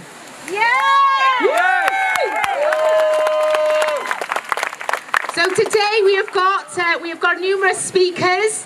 Every speaker have got their own views, and we just agree on this one issue that we want children protected. Now, back in 2017, all 4 governments in the UK signed up to what is called CSE, Comprehensive Sexuality Education. Now, since then, we have actually seen this in practice in many schools, and governments continue to say that this is age appropriate. Now in England, there is an RSE review, and this has taken place due to the massive amount of complaints of this education and the harmful effects it has had on children. However, our government in Wales refuses to review any RSE resources, and we're not very happy about that. We need to push our governments to start working for the people. Yes. So today we have got a couple of speakers from Public Child Protection Wales, and then we are going to have Rebecca Manning, sorry, I'm always calling you Rachel. Rebecca Manning from Too Much Too Soon. So Rebecca Manning, she is one of the organisations that is in collusion with us, along with 17 other groups, and we're all coming together for the same issue. Other groups or other organisations such as the Schoolgate campaign, where we've got Scotland as well. Is this what they're teaching children? We've got various other groups that are coming together. All these groups are there to offer advice and support to parents and teachers who do not want this education and do not want their children being indoctrinated with these issues. So without further ado, I'm going to bring on our first speaker, and this is Adele Purchase. Adele Purchase is, she's one of the founding members of PCP Wales. She is also a SEN teacher, and she can tell you what has actually been going on in some of the schools in Wales.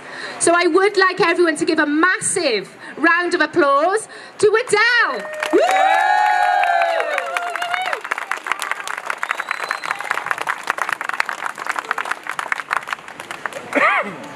Thank you. So, as Lucia says, I've been working with people with learning disabilities for over 20 years now. For the last 5 years, I've been based in schools, and I work one-to-one or in small groups with children with learning disabilities. I work in SEN schools, and then I also work in mainstream schools on a one-to-one basis. This education is not the only problem we are facing in school right now. School education needs a massive overhaul.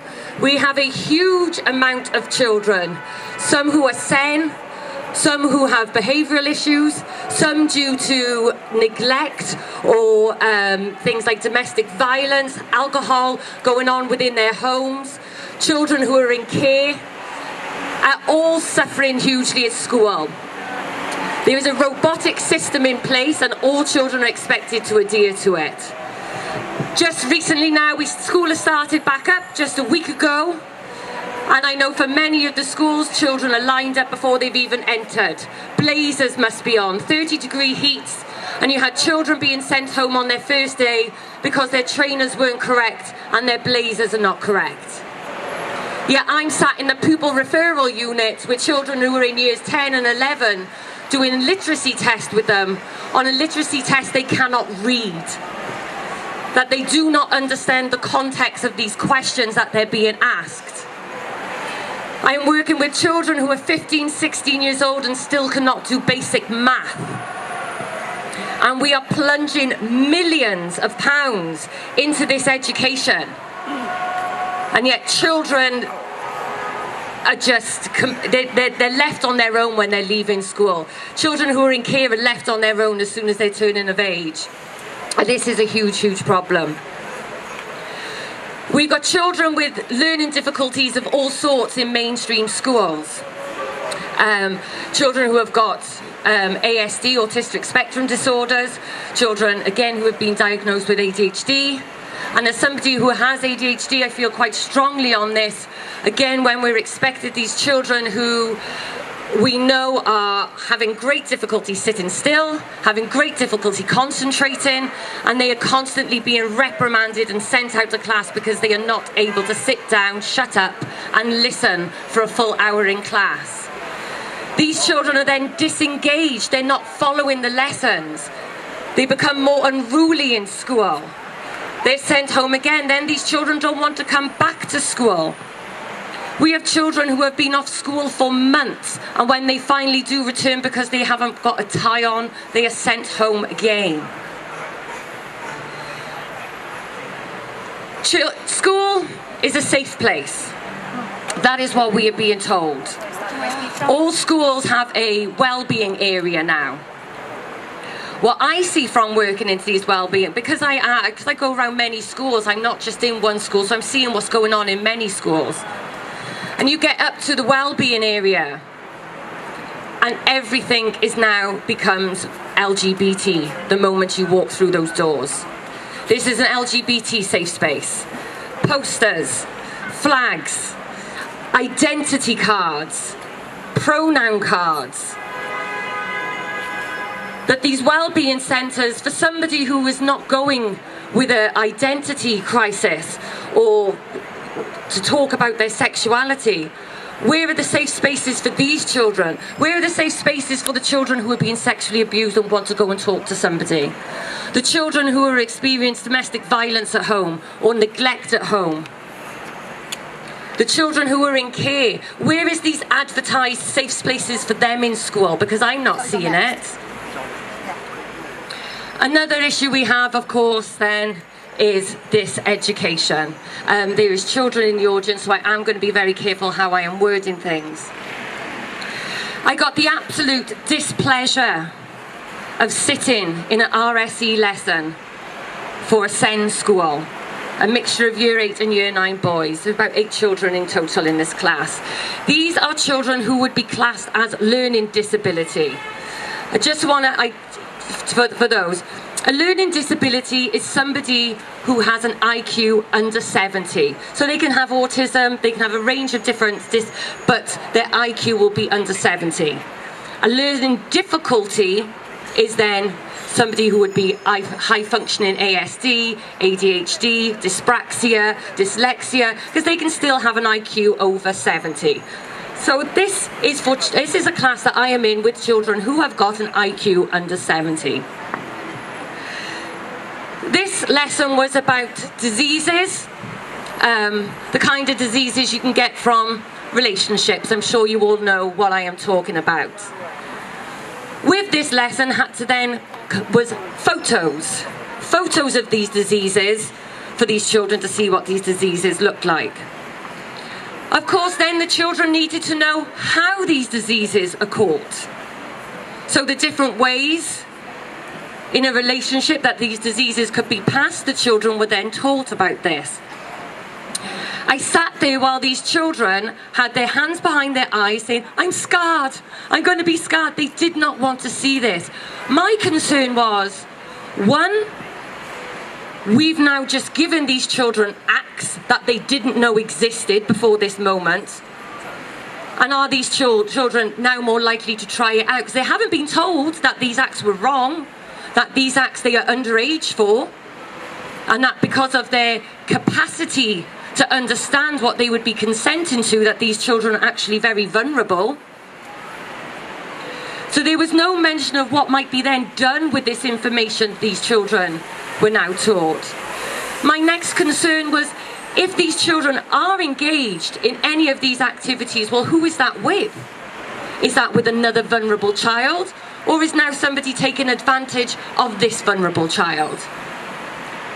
That any contact with these children in that situation should be investigated. I sat in another assembly, and this assembly was for Year 9. It was an LGBT assembly where it was LGBTQI, and I was supporting some deaf children in this class. And one boy, he was profoundly deaf. He didn't understand sign language, and English was not his first language either. He came from the Congo. All of a sudden, images of two men embracing and kissing came up on the screen in the assembly, and this boy was shocked. He didn't know what he was looking at. And it's very difficult as someone, I have basic sign, I'm not a level 3 in sign language. I found it quite difficult trying to translate this lesson to him in a manner that he would understand in any shape or way.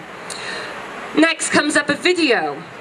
So I request for the subtitles for a large proportion of the deaf children who were in this assembly, this inclusive assembly. But there was no subtitles. Again, this assembly was inclusive to one group of children only. It was not inclusive to the SEN children. It was not inclusive to the deaf children.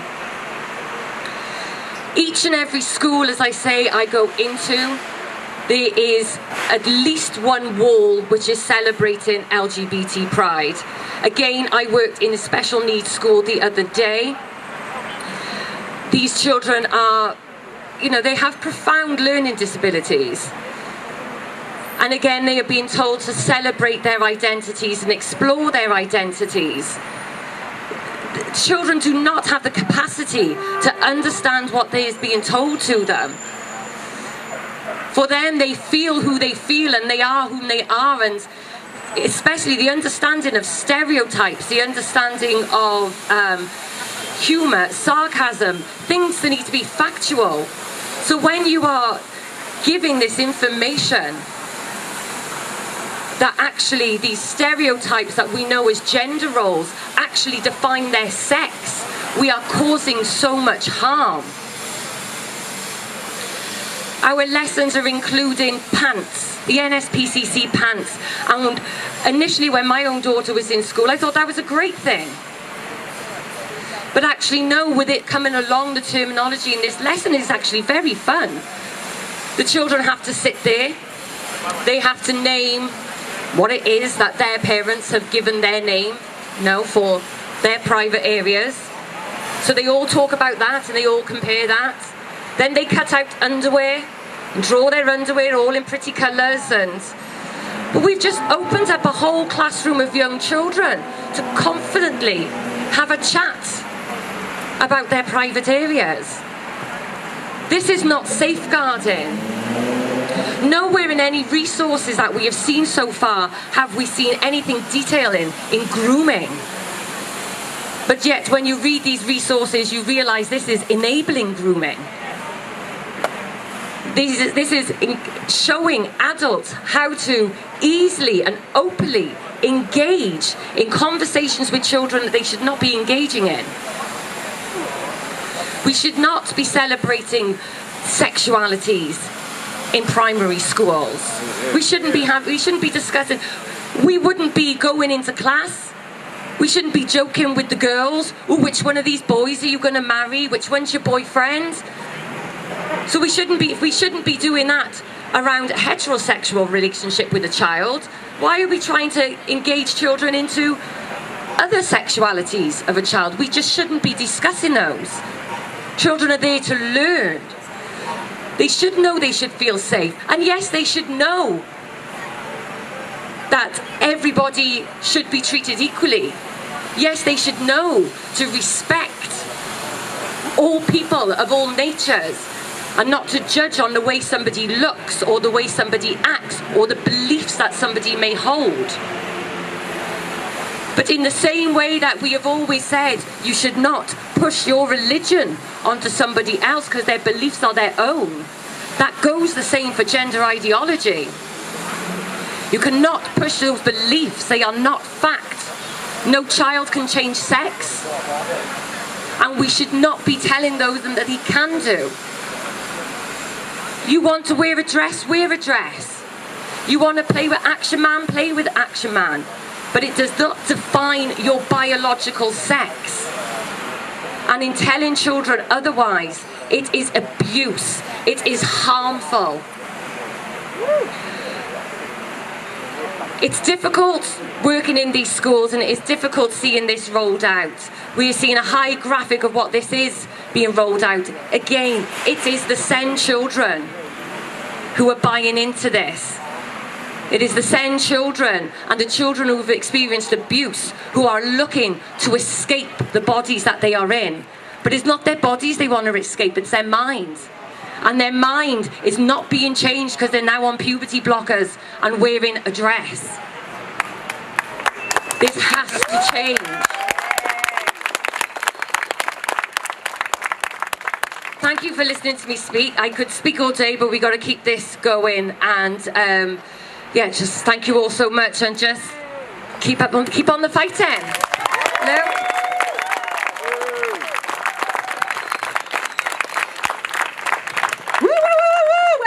Adele, brilliant, thank you. We're just trying to sort something out with the mics a minute. Just give us one moment whilst our technical Kim sorts this out.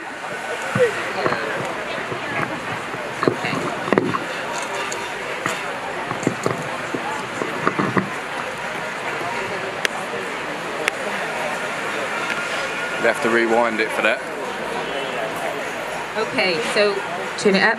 Yeah. All the PAs.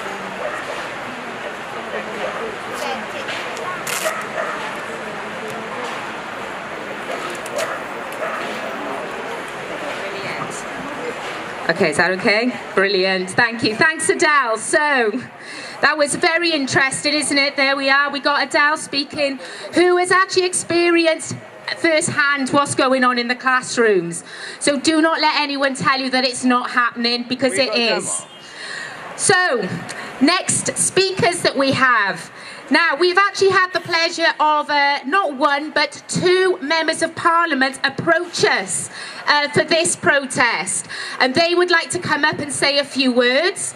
Here at Public Child Protection Wales, we welcome anyone who wants our platform to have their say, because we don't think against anyone. So we have got two marvellous MPs. The one person I'm going to put up first is Andrew Bridgen. So he's a member of, massive round of applause, Andrew Bridgen. He's a member of the Reclaim Party, and we had the pleasure of being invited to his launch of the Reclaim Education. So I'm not going to say anything else because I'm going to let Andrew introduce himself. So once more, massive round of applause for Andrew. Yay! Slow clap, slow clap.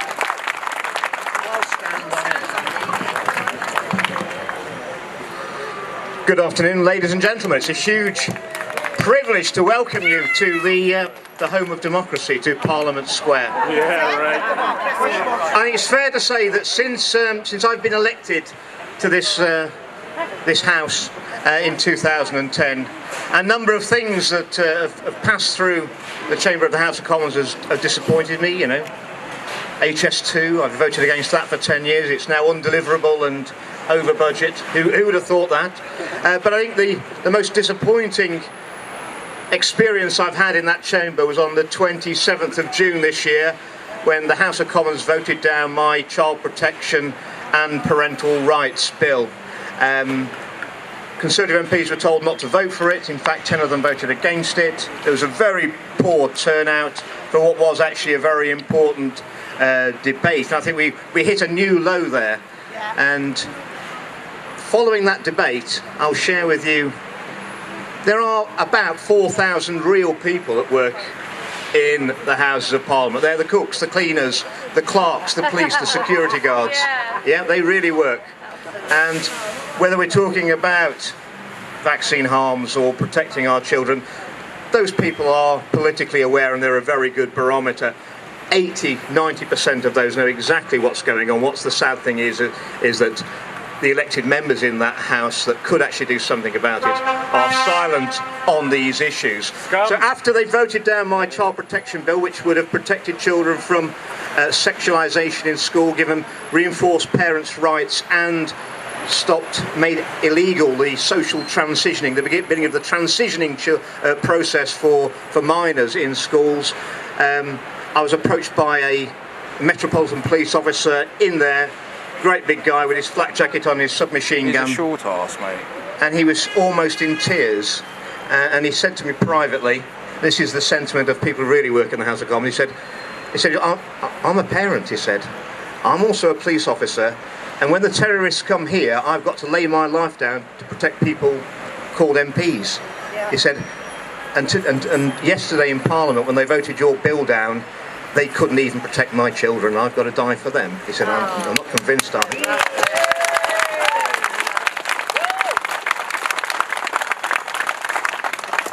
And the amazing thing about the bill I was proposing is that actually it didn't really require any legislation. Everything it required was just reinforcing the laws that we already have to protect our children. I personally don't think that 5-year-olds, and I'll declare an interest. My youngest son is 5 years old and started school Monday just gone. I don't think 5-year-olds should be shown pencil drawings of an erect penis and a vagina and having to identify those genitalia.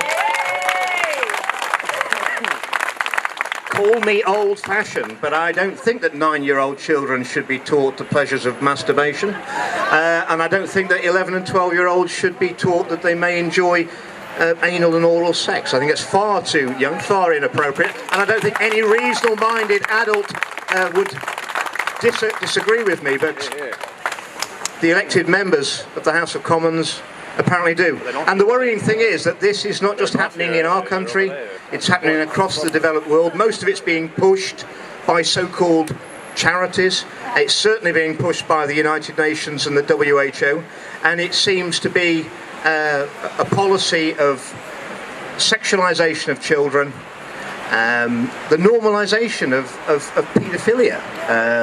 They're looking to lower the age of consent with minors. This is, you know, what is this minor attracted people? You show me a minor attracted person, I'll show you a paedophile. That's what they are. It should never ever be normalised. Any civilised society, if you can't protect your children, they are our future. He's willing to say a nonce is a nonce, but not a slippery slope's a slippery slope.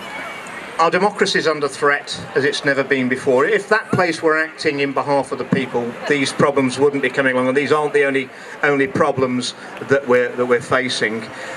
I think I'm losing faith rapidly in our democracy. I think it's massively under threat. The only way we're going to turn all the problems we're facing around, and they're all self-inflicted, they don't have to happen to us, is by the people coming together, and there's nothing more emotive than our children. It's natural that parents, grandparents would want to protect their children, and we're going to have to take back responsibility. At the end of the day, the children, they're your children. They do not belong to the state, and the state does look after children. It's called being in care, and as we know, it's anything other than care that these young people are getting. So thank you very much for coming today.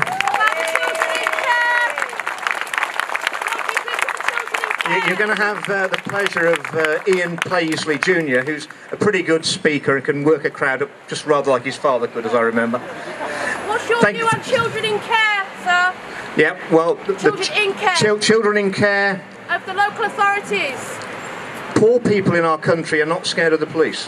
What they are is scared of social services, because they come in and take your children. Thank you, sir. Thank you. And with the pressure being put, the cost of living crisis, the pressure being put on family budgets, it's going to be so easy now for social services to come in and say, look, we can work out from your family budget you can't afford to pay the rent, pay your electricity bill and feed your children, and that is terrifying so many communities.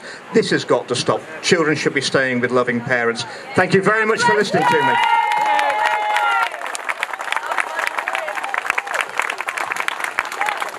Thank you, Andrew. So this is Lucia's spot, but I just want to say something to Andrew and Ian while they're on site here. So we did have a court case. I would just add one thing. You mentioned about the RSE review that's going on in England. They'd already had the review. They had the review, the results were in but not published. The change in public sentiment over the last few months regard this issue, they're redoing the review to try and get more amenable results, let's put it that way. I mean, they must never let them off the hook on that one. Thank you, Andrew. So I just want to say something to Andrew and Ian while they're here now. We did have a court case against Welsh Government. We actually proven that this is from the United Nations and the World Health Organization. And I urge you both to get our court file, read the 5 witness statements. We have proven every single word is fact. They have removed our parental rights. This legislation will be used against the whole of the UK. They use European case law against us. Do not just read the judgment, read our statements, 5 witness statements. We absolutely destroy them. This is going to apply to the whole of the UK. I urge you MPs to get behind that court case. Look at what we have proven in the High Court King's Bench Division and fight for every child in this UK.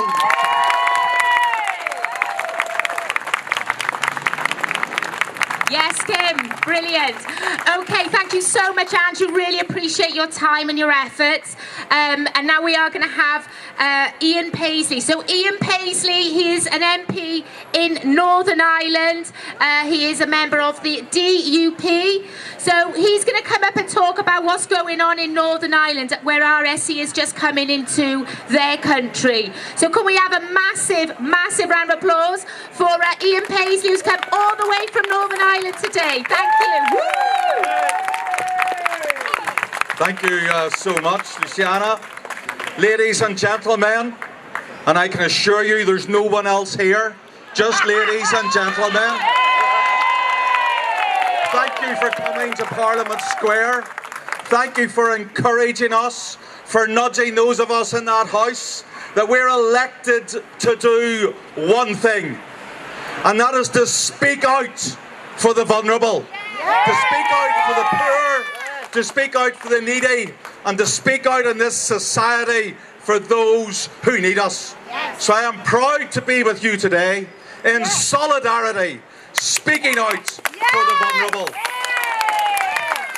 Who are the most vulnerable in our society?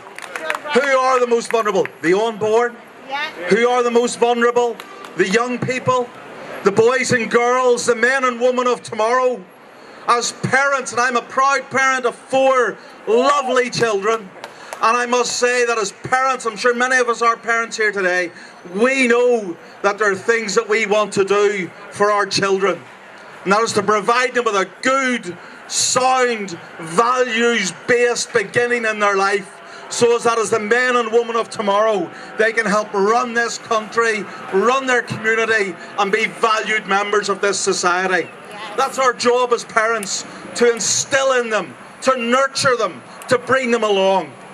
Not to poison them, not to pollute them, not to break their innocence, not to do those things that some people, the minority, want us to do. Can I say to those ladies who are here today, in your red t-shirts, the protectors of children's innocence. How proud I am of you. How wonderful it is to see you with those words emblazoned on you. The protectors. Yes. What a calling to be the protector of the innocents. And let's make sure that we do that. Now, ladies and gentlemen, it used to be that our education system was renowned for the 3 R's. For reading, writing and arithmetic. Can I suggest to you that there's just a much more important R that needs to be put into that equation, and it is this, that we need to have respect in our education system. First of all, we need to have respect for the innocence of children. Let kids be kids.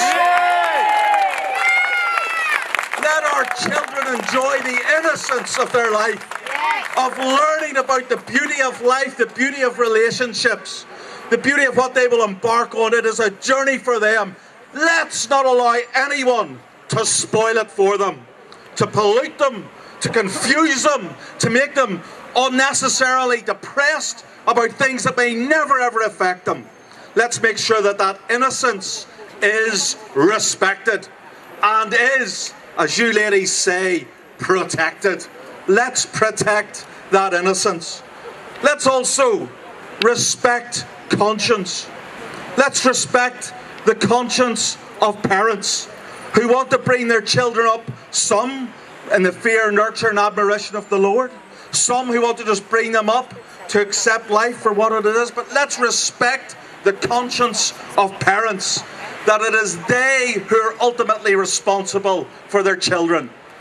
Not that place, not a government minister, but them as parents. Let's make sure we respect and encourage government to respect the innocence and respect the conscience. And then let's respect schools to be sanctuaries to protect our children. When I left my little boy to school or my little girl to school, I knew they were going into a safe haven. That I wasn't going to have to worry about them being poisoned. Yes, they would get into scraps with other boys and girls. Yes, they might even cut their knee if they fell off a swing. My goodness.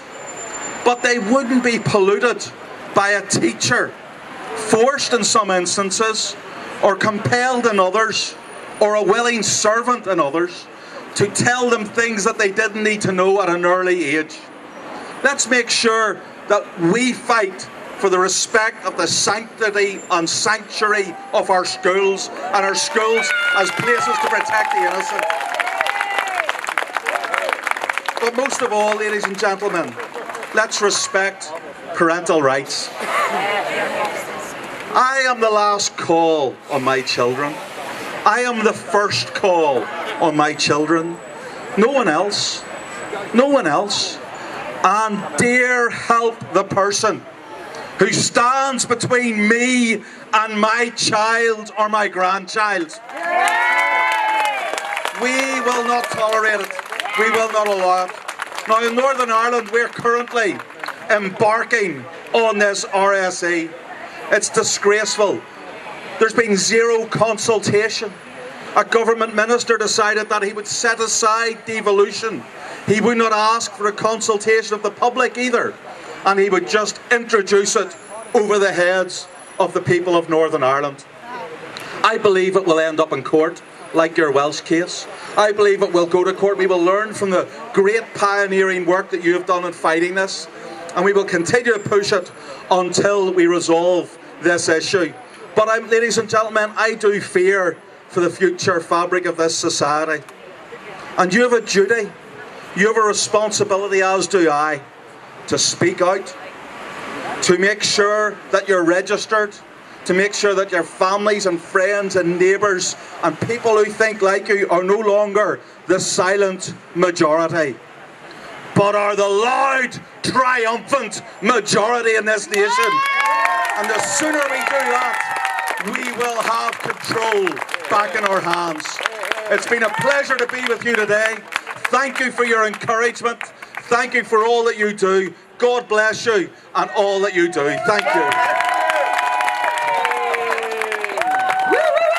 Thank you so much, Ian. Really, really appreciate that. And thank you so much for coming all the way from Ireland as well. Amazing. Really good work. Isn't it good to hear that we have got members of Parliament that are on side? Isn't it good to hear that we have got people in those buildings that are speaking out for us? They are speaking in those Parliament buildings for us. They're speaking like us. They believe in childhood innocence. They believe in the importance of the family unit. I myself, I'm a married woman. I've been married, I just had my 17th anniversary 2 weeks ago. Thank you. And I can tell you, marriage isn't always easy. You know, it takes work. You have to work on a marriage, just like you would have to work on your career, just as you have to work on being a parent or, you know, doing sports. You have got to work on your marriage. Far too many people now do not take marriage so seriously. And this RSE is just going to exaggerate these problems. It's not going to help these problems. It's going to make things worse. We're very concerned in our organisation, as many of you would be, with this promiscuity that is being pushed on children now within the education system. Our teachers and our schools have got no business teaching our children relationship values that do not tally with our own family values. It is the parents and the parents alone that care more about their children than anyone else. And that's an absolute fact. Now, we do get people saying, well, what about children who are being abused? Well, they need to be helped. Are they being helped effectively by the services? Absolutely no, not. They're not. So what are these people talking about? They can't even help the children in their care.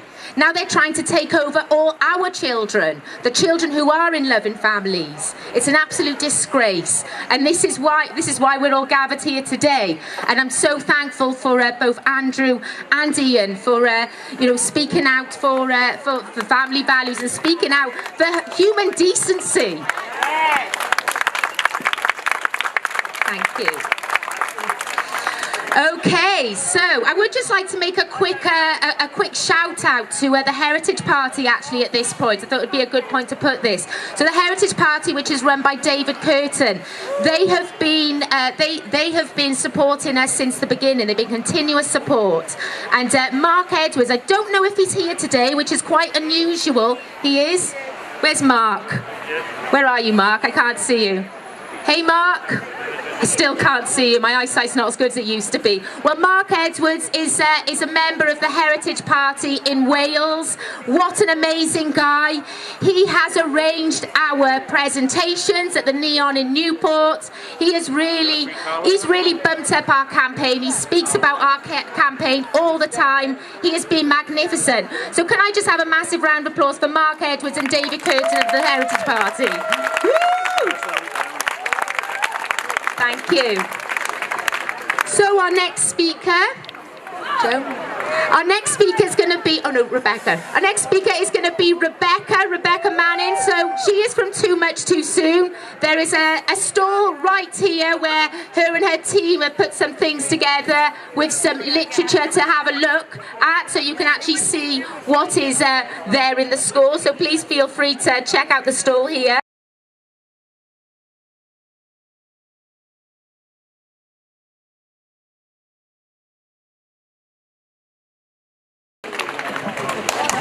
Thank you, Lucia.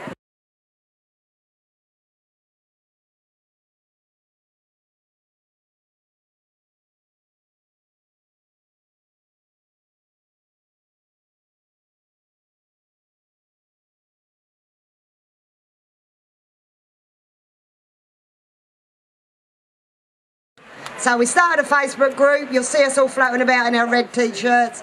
We got the same colour as PCP Wales, just to confuse everyone, I think. But yeah, we're scattered about here if you want to ask us anything. So yeah, we started this group because the majority of us are from the showman community in the UK. So we're a little known community. We run your fun fairs and your outdoor events and your things like that. So And we are very old-fashioned in our way we bring up our children, and very old-fashioned. We believe in marriage. We don't really very often have children before marriage, and our marriages generally last quite a long time. After I spoke last time, lots of people came up to me and they were saying how heartening it was to hear that you can still maintain old-fashioned values in this world today. You can protect your children from too much information, or at least you could up till all of this started sliding into the schools. We've always pulled our children out of the sex education classes. Doesn't mean they grow up to be backwards or not knowing what they need to know. They learn everything they need to know in the fullness of time. But we strongly believe that that is not primary school, is not the right time to teach children information that they're not going to cope with yet.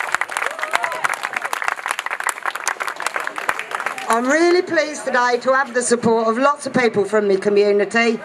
They've come out, and even from our guild, the Showman's Guild of Great Britain, have kindly done some banners in support of this.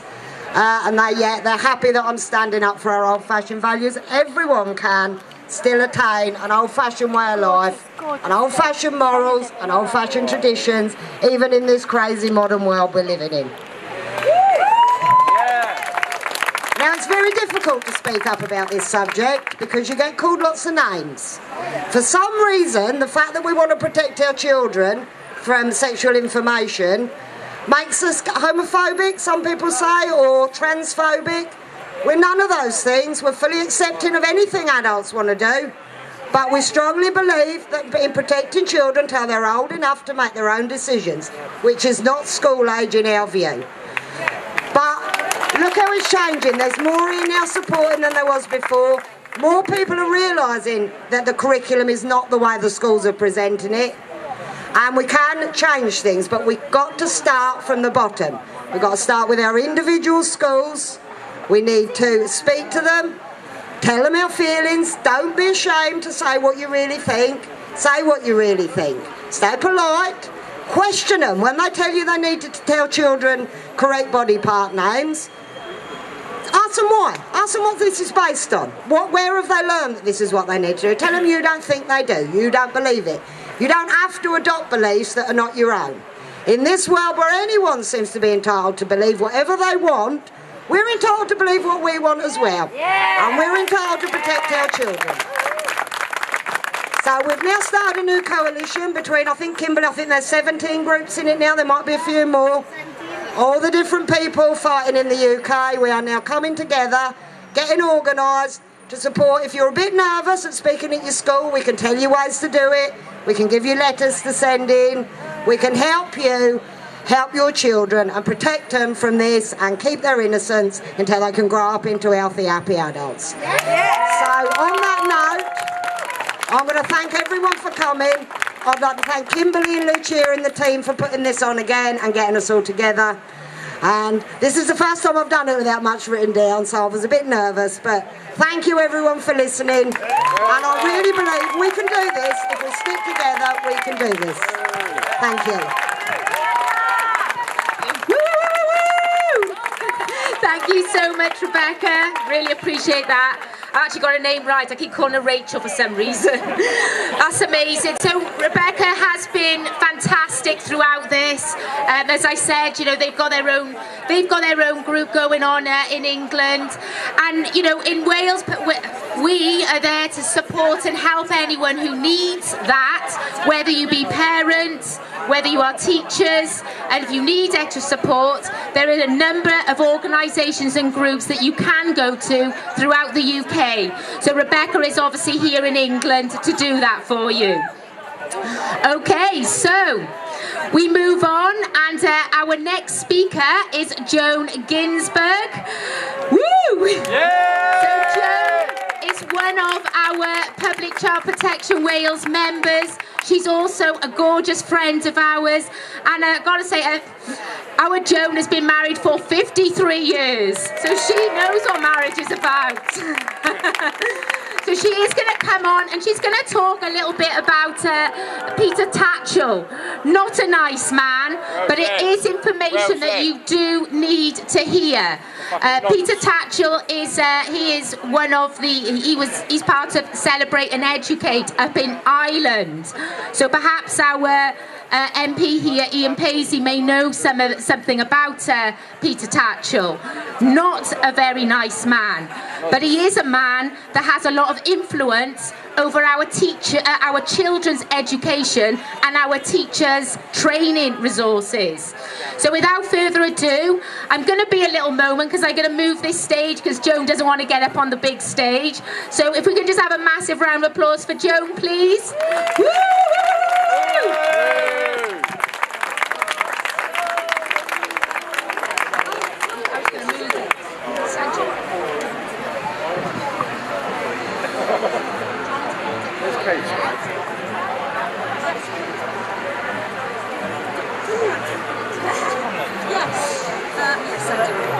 Okay, diolch yn fawr iawn am pawb heddiw yma. Da ni ddim I fod I anghofio na Public Child Protection Wales sy yma. Okay, so o'n I just eisiau deud ychydig geiriau yn Cymraeg.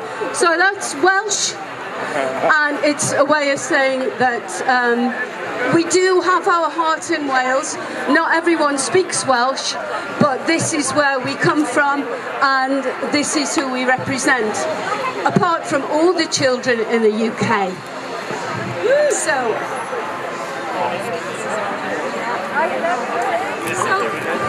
Peter Tatchell, I like to think of him as a naughty boy, a very naughty boy. Is he misunderstood?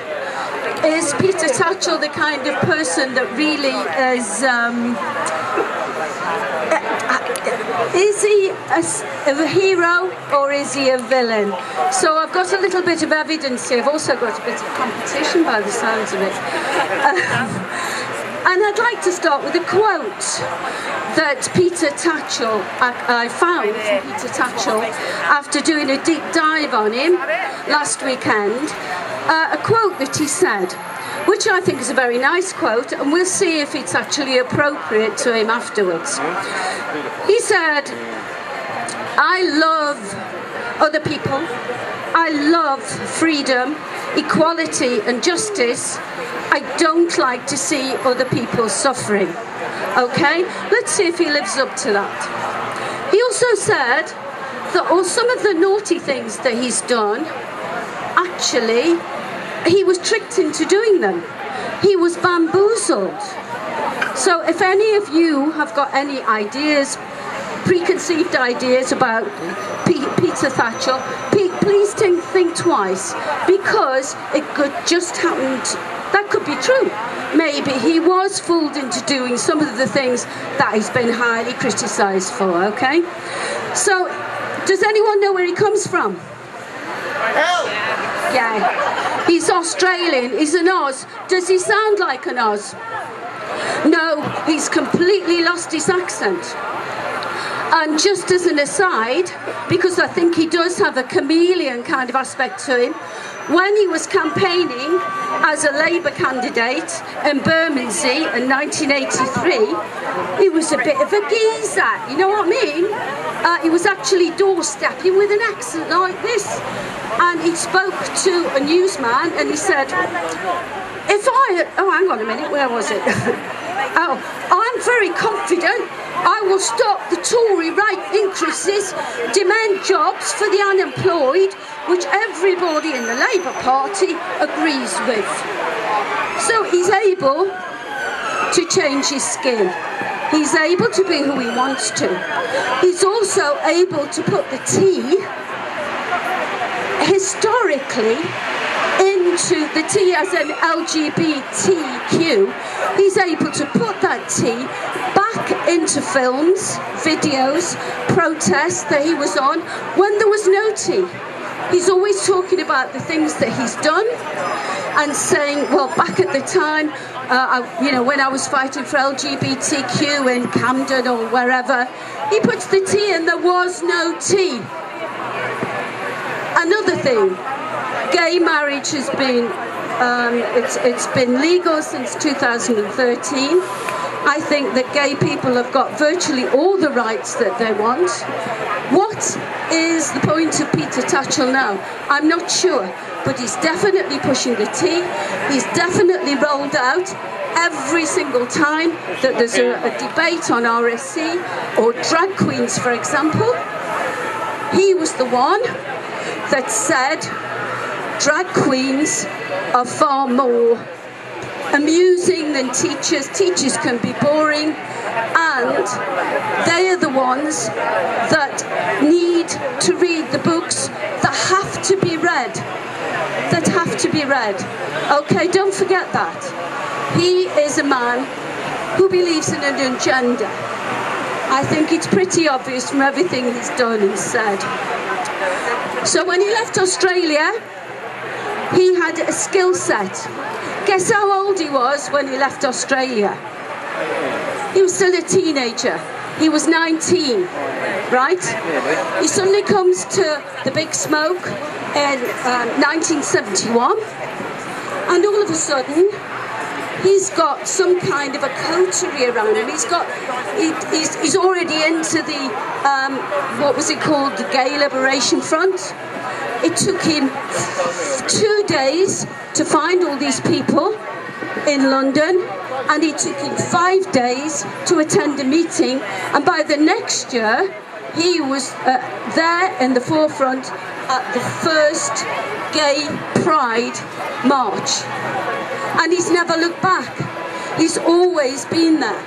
And he's made his name on quite a few incidents involving violence, usually against him, because he provokes people. He hasn't been popular. A lot of gays actually didn't like Peter Tatchell because they felt that he was doing more harm than good. So that's a quick summary of Peter Tatchell. Has anyone ever read the letter that he sent to the Times in 1997? Yes. The nonce. Okay.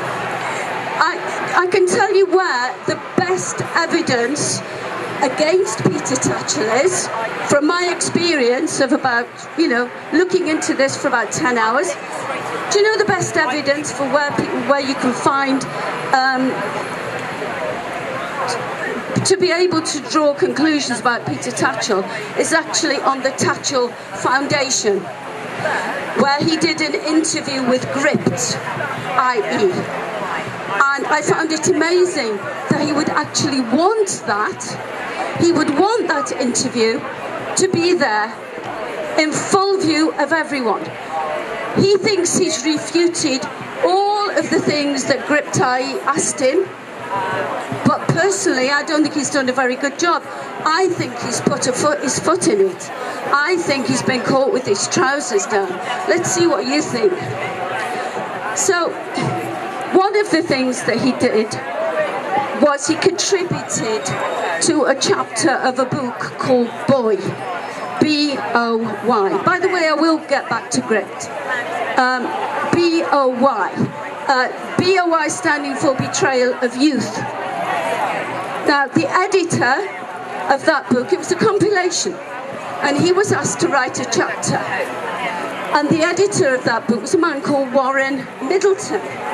Now, Warren Middleton was a vice chairman of an organisation called PI, Paedophile Information Exchange. Everyone knows that, don't they? Yes.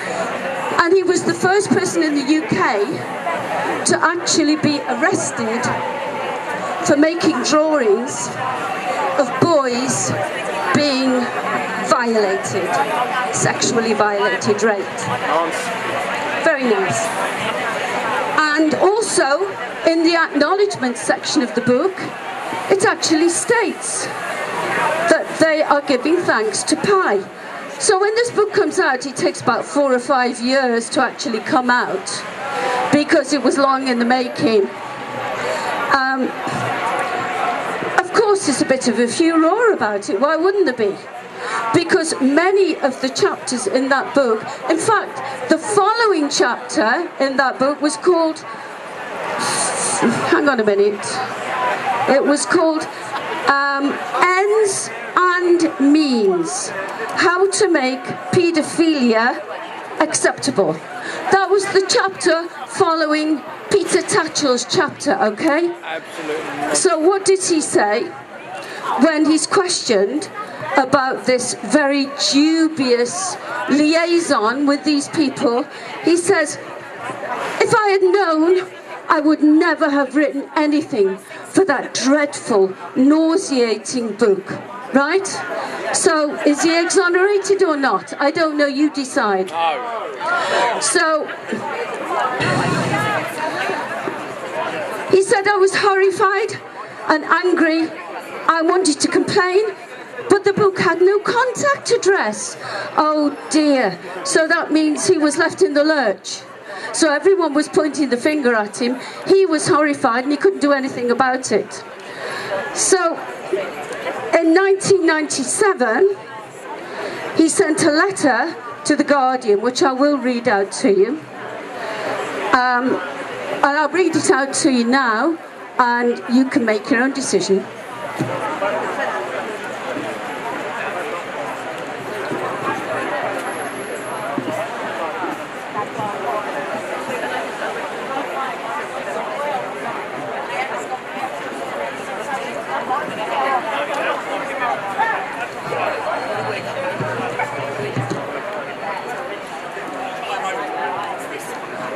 Here we are, sorry about that. So, this was written in response to a book. This letter was written in response to a book called Dares to Speak, which, strangely enough, turned out to be another kind of paedophile-loving book. It was not what Peter Tatchell thought it was. Peter Tatchell didn't realise this, you see. Otherwise, he would never have gone near it. So he says,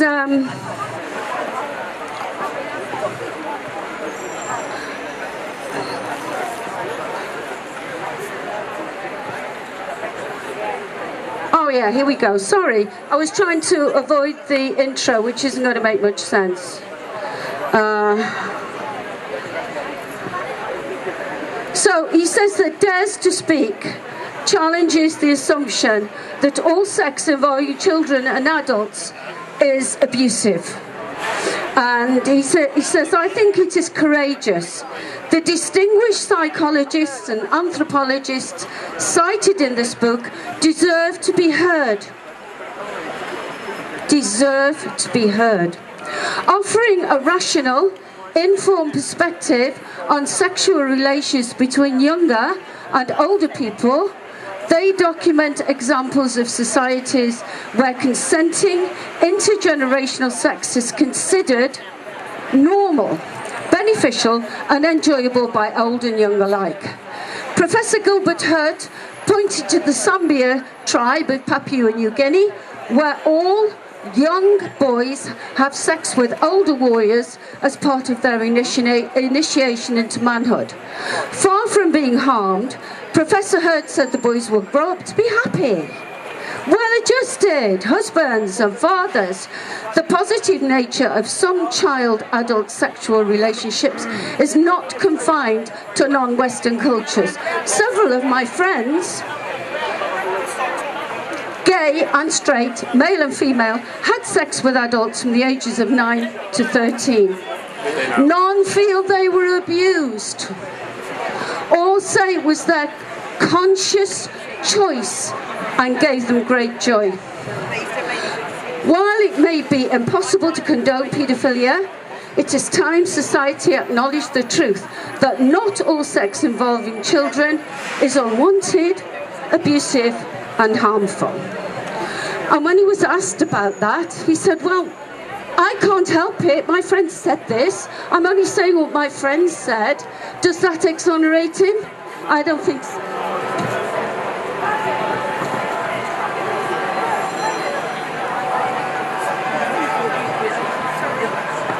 No, not really. No, it's okay.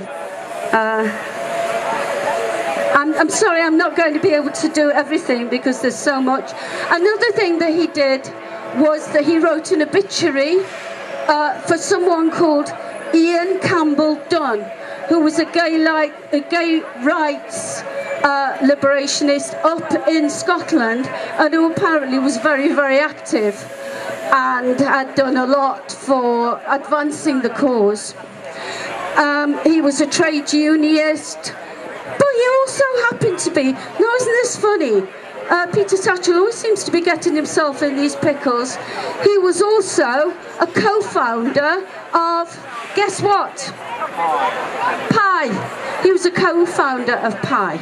So Peter Tatchell actually wrote an obituary for him in glowing terms. That's another thing that he did. He also interviewed a young boy of, I think it was 14, 15, and that was on his Peter Tatchell Foundation site. Apparently it's still there. A young boy who had been sexually active since the ages of 8 and 9, not only with other boys but also with adults, who was saying that what a wonderful time he was having and how much he enjoyed it. And subsequently that interview actually got published in a publication in Holland, and it's called Pijdica, and it's basically a newspaper for paedophiles. So that got republished there, but that was okay by Peter Tatchell. He didn't seem to think that that was such a big deal, because that was out of his hands kind of thing. Do you know what I mean?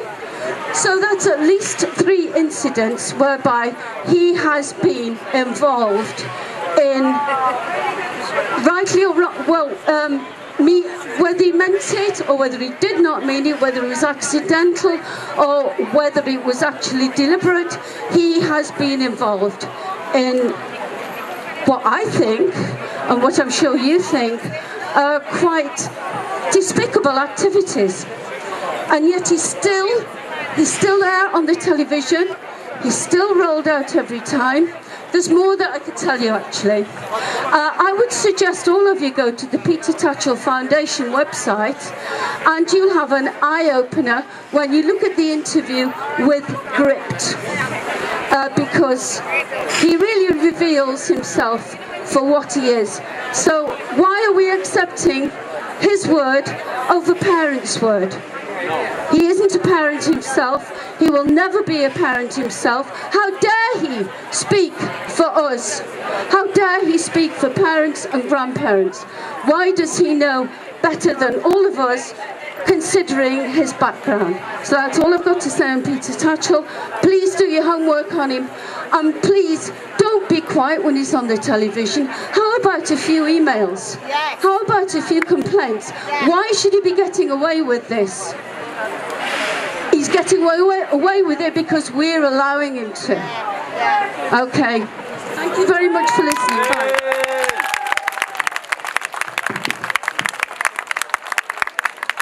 Brilliant, Joan. Thank you so much. Right, bear with me because I'm going to have to put this stage back. I'm not as tall as Joan, so I need a little bit of a platform. 2 seconds.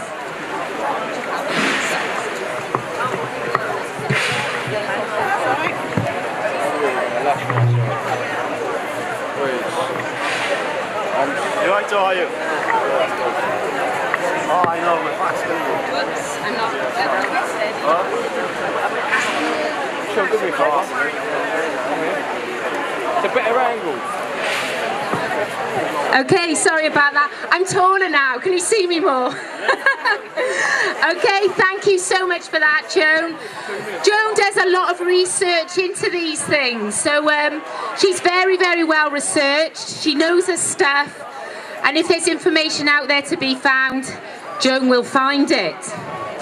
Speaking of good researchers, our next speaker, Kat Watkins. Woo! Many of you may know Kat. She very much speaks her mind.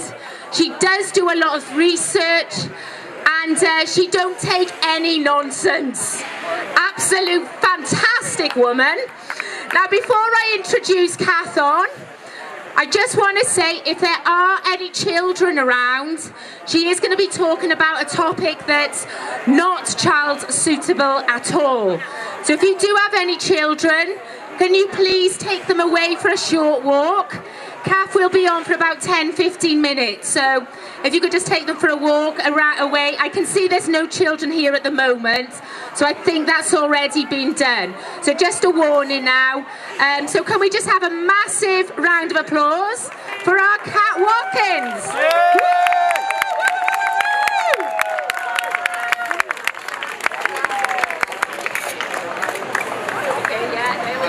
Go. Thank you, Lucia. She is the hostess with the mostess, isn't she? Let's have a round of applause for Lucia. Right there, thank you guys. Yeah! Yay! Thanks guys. Right, yeah, so if anyone's got any young children, I hate to have to do this, but you know, it is part and parcel of this whole education. There's a big thing involved in this, a big cause of behaviour which shouldn't be anywhere near children, and my research at the moment is the sex industry, in particular the pornography industry. Now this one really is one of the most disturbing, one of the most uncomfortable things to talk about, purely because 91% of males watch it, 60% of females watch it. That's a recent statistic. And obviously it does a lot of problems to the individual, it has a lot of problems for relationships, and it has real world consequences. And when I say real world consequences, I mean horrific, terrifying consequences for everyone. So in school at the moment, I don't know how many people, you know, I think people here know, but how many people in the wider community know, I don't think so. They think that pornography is being introduced in secondary school in terms of them being taught the consequences of. And I'm telling you categorically, they're absolutely not teaching them the consequences of pornography like they should be, and the dangers of pornography. They are teaching them that it can be part of a healthy sex life. They do tell them it's unrealistic, mind you, but we all know, being a teenager, we don't know the difference between reality, and most people do actually believe that it is real, so it doesn't matter what they say. But they're introducing it, I think in the RSE review that Miriam Cates read out, she put together from other people's work, who really worked hard on that. And one of the things they were teaching the children is how to choke your partner safely during sex. This is absolutely, you can die from that, mind, asphyxiation. Thousands of people die from it every year. Yet they're teaching children to go away and have a look at different types of pornography. Now, for the individual, obviously, this can become, and as many, you know, not everybody who watches pornography is going to become addicted to it. However, pornography can be an addiction, and when it is an addiction, it is, well, it's negative whether you're addicted or not. If you're consuming it, it's negative. But if it becomes an addiction, that is when it really, really does become an issue. So it acts as the same, and you know, I'm sure many people here have taken drugs of some kind, and you know, in your youth or whatever. You build tolerance to drugs. You need more and more of the same thing to get that buzz. Well, because pornography runs across the exact same neural pathway as chemical drugs, it does the same thing. So what does that mean? It means that people get bored with the same thing. They become desensitized, so things like child abuse becomes trivialized, violence, sexual violence become trivialized, people got more intent to rape. This is where your rape culture comes from, because let's be honest, over 90% of pornography, and that's only stuff you're seeing, 4% of it is on the internet, 96% of it is on the dark web, and that is the real disturbing stuff. But over 90% of pornography is violent, it's aggressive, it's racist, it's sexist. Now when we've got children, at the click of a button, because it doesn't matter what you're putting on your phones for your children, pornography is popping up everywhere. And it's not an accident, it's fully intentional. It was recently, last week, they had the Paw Patrol little kiddies biscuits, and on the back of it was a web address which had the word kids in it. So it was www.somethingkids.co.uk, which takes you straight to a Chinese porn site. That's no accident, because things like that go through quality control. That is absolutely no accident. They want them to watch it. So, as I was saying, obviously you need more and more drugs to get the same effect. You need more and more pornography to get the same effect. But it's not just more pornography they need. It's harder pornography they need, more extreme pornography. And the things that you can get on the internet today are absolutely, and like I say, these are the bits we can see, is so frightening, it's beyond, it really is. So when your children are looking at that, they get aroused from it. Some children do. It's a biological feeling, right? So that is addictive in itself. So all of these people that are looking for extreme porn, they did a study, it's called the Coolidge effect. I don't know if anyone knows it. They did it on rats, and basically they had a big tank full of female rats on heat and one male rat. And they put a male rat in with the female rats, and that male rat mated with every single rat on heat until it was absolutely knackered, basically. It was so tired, it just... So even when the female rats were still pushing this rat because they wanted a mate, it wouldn't move. But when you put a new rat inside that tank on heat, the male rat, in whatever state, will get up and mate with our rat. They did it with humans, and guess what? The exact same thing happened. So what they did is they put the same scene for healthy men, they said, the same scene, and basically they were doing you know what to it. Then they lost arousal. So the subject didn't know what was going to happen next. They lost arousal, and they quickly changed the scene to a new scene, a harder scene, and straight away they they got their arousal back.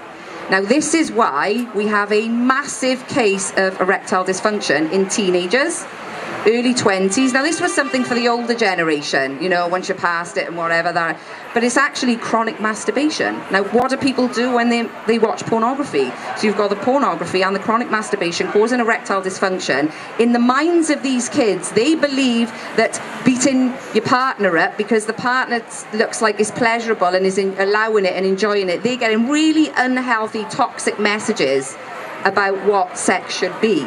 So in their own minds, they become dissociative, they become depressed, they can overstimulate you and give you a malfunction of a stress system. It can cause desensitization, it causes, then for your relationships, you've got no hope. And you may think at the time it's all great and you're having a great time and it's all, but I can guarantee you the intimacy is not there, the way that you're viewing each other, you're more likely to cheat because there's trust issues there, they're showing you incest porn. And people watch this though. There was a scene, and I'm not going to say what it is, but it was a newborn baby still connected to his mother's umbilical cord. I'm not going to say what happened because I'm quite hardened to a lot of it. It's been really hard, tough thing to describe. But 50 million people viewed that scene.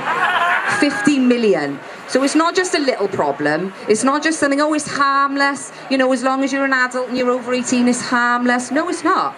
Because it creates, and I will say it, it creates sexual offenders en masse. En masse. And that's child on child abuse as well. You'll be horrified with the stories that I hear from people because they trust me enough to tell me their stories and I would never tell anyone else. But we're talking about sibling, non-sibling, 5-year-olds with 3-year-olds because they've witnessed something. Neither of those children know what just happened. They haven't got the capacity to understand it. The prefrontal cortex, which is responsible for evaluating risk, reward and danger, isn't fully developed until age 25. This is why when we're teenagers we all make stupid mistakes because we're not thinking properly. We can't judge the situation properly. And here we are putting pornography in their face, and believe me, they are seeing it. I know for a fact that, you know, 7, 8-year-olds, even younger, they're easily accessing it on the internet or whatever, you know. And like I say, it's the underlying thing, right, that people they don't want to talk about it. They really, really don't, but it has to be spoken about. I don't want to talk about it. I don't want to have to stand here and explain all this, but I need people to understand how important it is and how much of a cause of sexual offending it is. It really is. And child abuse is not over there on its own. Sex trafficking is not over there on its own. They're connected. Paedophilia, all of it. Sexual offending, they've all got a symbiotic relationship to pornography. You don't get child porn, as they call it, which is basically child abuse, torture, rape on infants. You don't get there without first having the adult porn. So when they say soft porn is harmless, that's wrong for the reasons I've just given you. The pornographers know this. They know that people are obviously becoming desensitised to their content, which is why they bring you this sort of content. And you never know. You will never know. And it doesn't matter if that person you think is enjoying that scenario. You will never know. You can never guarantee that that person has not been trafficked. You can never ever know. So every time we are watching it, every time people are watching pornography, we're enabling child abuse, paedophilia, sex offending and sex trafficking. And I can tell you now, I was a medical researcher for 10 years before I started this, right? The medical industry, as many of you know, is massive. It is huge. However, it's not the biggest. The biggest industry is the sex industry. It's the most powerful, it's the wealthiest, it's what they use for sexual blackmail. As we know, you've got your CIA assets. Hugh Hefner was one, Alfred Kinsey was one, Jeffrey Epstein was another. This is absolutely massive. So what we've decided to do, and I'm not naive to think that them in that building are going to do anything at all, but we got to start somewhere. We have to. So we've managed to get a petition from Parliament. I was absolutely shocked because it's never had one before on pornography. We were naive enough to say we want it taken down completely because I know that's not going to work. It's just too powerful an industry.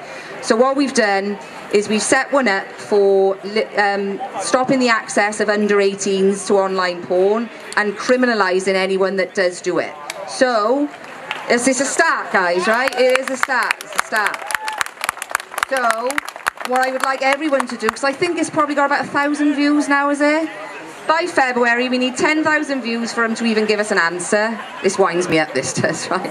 And you need 100,000 views for them to debate it. I want to debate in that. Now, like I say, I know that a lot of them are involved. So I know that, but the only thing we can do, right, is expose it. The only thing we can do. And I can remember the woman, she's not with us anymore, is Judith Reisman. She battled this industry for 4 decades. She's not with us anymore. And she said, the only thing we can do, because it's so powerful, those big tech giants are not going to take it down, right? They make too much money from it. Children are a massive commodity through pornography. She said, we have to teach people, make them understand the dangers and get them to stop subscribing. If they didn't have any subscribers, they couldn't do it. At the moment, there's a massive demand. We're creating that demand by watching the pornography. And our minds, our relationships, everything is being torn apart by this one thing. And it's like I say, it is the most horrific. I can't say a lot today because I'm still paranoid if there is children around, but I will be doing a presentation in a month or so where I can go give you real life consequences. It's horrific, but you've got to hear it. You have to understand why. And if anyone wants to read my, I've got some, with Liberty Tactics with Lou, we've done some shows on pornography, and with the amazing Alex Thompson from the column, because he's amazing. I love Alex Thompson. We've done some there, and I've got my own website, exposingthelie.info, and I've written blogs on this and including the porn industry. So if you want to go and get a lot more detail, go to those. And guys, you've just got to speak out. Any opportunity you can, speak out on it, because like I say, even pre-internet days, I'm talking how bad it was before they could access it, when you just found a Playboy in their dad's bedroom or something like that. Now we're talking 24/7 at the click of a button from age 4 or 5. We're in serious trouble, and we need to get out of it. So I'm going to leave it there, guys. Thank you so much for listening. Enjoy the rest of the day. Thank you. Sorry about that, boys. That's the monster bug. Woo! Well done, Kath. Not a very nice subject. But as always, Kath explains everything brilliantly. So thank you so much, Kath, and thank you so much for your efforts. Woo, woo, woo, woo, woo. Okay, so we're not too much longer now. We've only got 2 more of our speakers, and then I am going to open the mic up. So I'm just going to introduce, I think it's Azar who is speaking. Is it Azar or... Where are you? He is here, isn't he? Okay, I can't see him a minute. Ah, there he is. Okay, yes, they're on their way up. So we've got Azar and Amir. These 2 gentlemen are absolutely amazing. They've done a lot of work up in Birmingham when the RSE hit the schools there years before we even knew about it. So without further ado, thank you, Azar.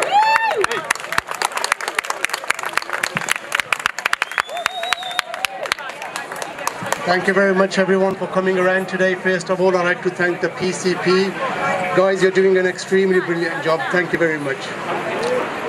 So going back to 2019, when the Birmingham parents actually started to campaign, there's two things I like to focus on. One, safeguarding, and the second thing is unity, the importance of unity. So back in 2019, when the parents came out and started a protest in Birmingham, the reason why we started a protest is because children were returning home sexualized and gender confused. We had little girls, little boys coming back home telling their parents, girls telling their mothers and fathers that they want to become boys, and boys telling their parents they want to become girls. Things got out of hand, and the parents wanted to engage with the school, they wanted to speak with the school and solve this matter peacefully. Unfortunately, it led to protests. Guys, the first thing I'd like to say is our lives begin to end the day we become silent about the things that matter. And nothing matters more to us than our beloved children. Yes! Before we have children, we take an oath. We take an oath to love them, protect them, and educate them in the best manner. Now, why did the Birmingham parents start to campaign? Why did they come out onto the streets? Already the Birmingham parents and Muslims felt intimidated with all the demonization and everything they were going through. It was things like the All About Me program, which was promoting masturbation to 4-year-olds. It was a program created by Johnny Hunt, and basically it was promoting and encouraging 4-year-olds to touch themselves. Then we saw what was happening in the Tavistock clinic, where young children from the age of 2, 3 and 4 onwards, according to David Bell's report, who was the leader of the Psychoanalytic Society, he said children from the age of 3, or you could probably research it up yourselves, at least 2, were being brought in for gender dysphoria. Now last year, the Tavistock clinic was closed down, and over 1,000 parents have basically sued it. Can you imagine how many children have been damaged through this? And this has all happened on our watch. What on earth is going on with our society? What on earth is going on with all the parents? These children cannot protect themselves.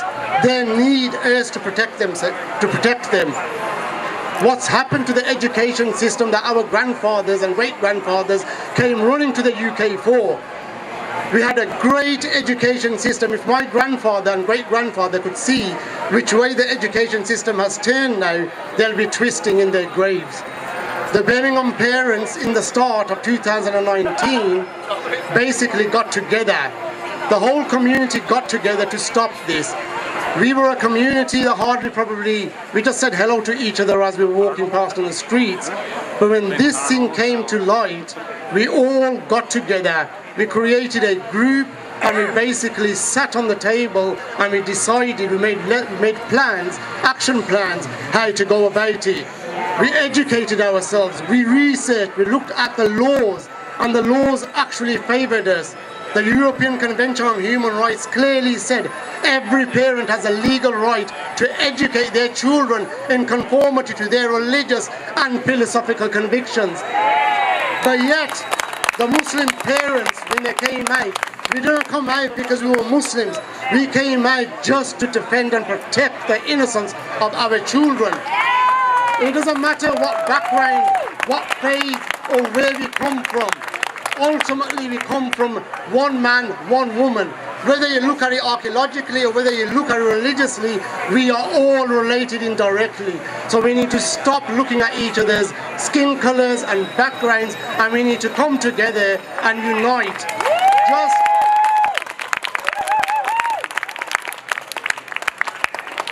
Just like the Birmingham parents came together, otherwise it would have been an impossible task. We stopped this kind of education in many schools. At the time, it wasn't mandatory. It was, that was in 2019, so it hadn't become compulsory at that time.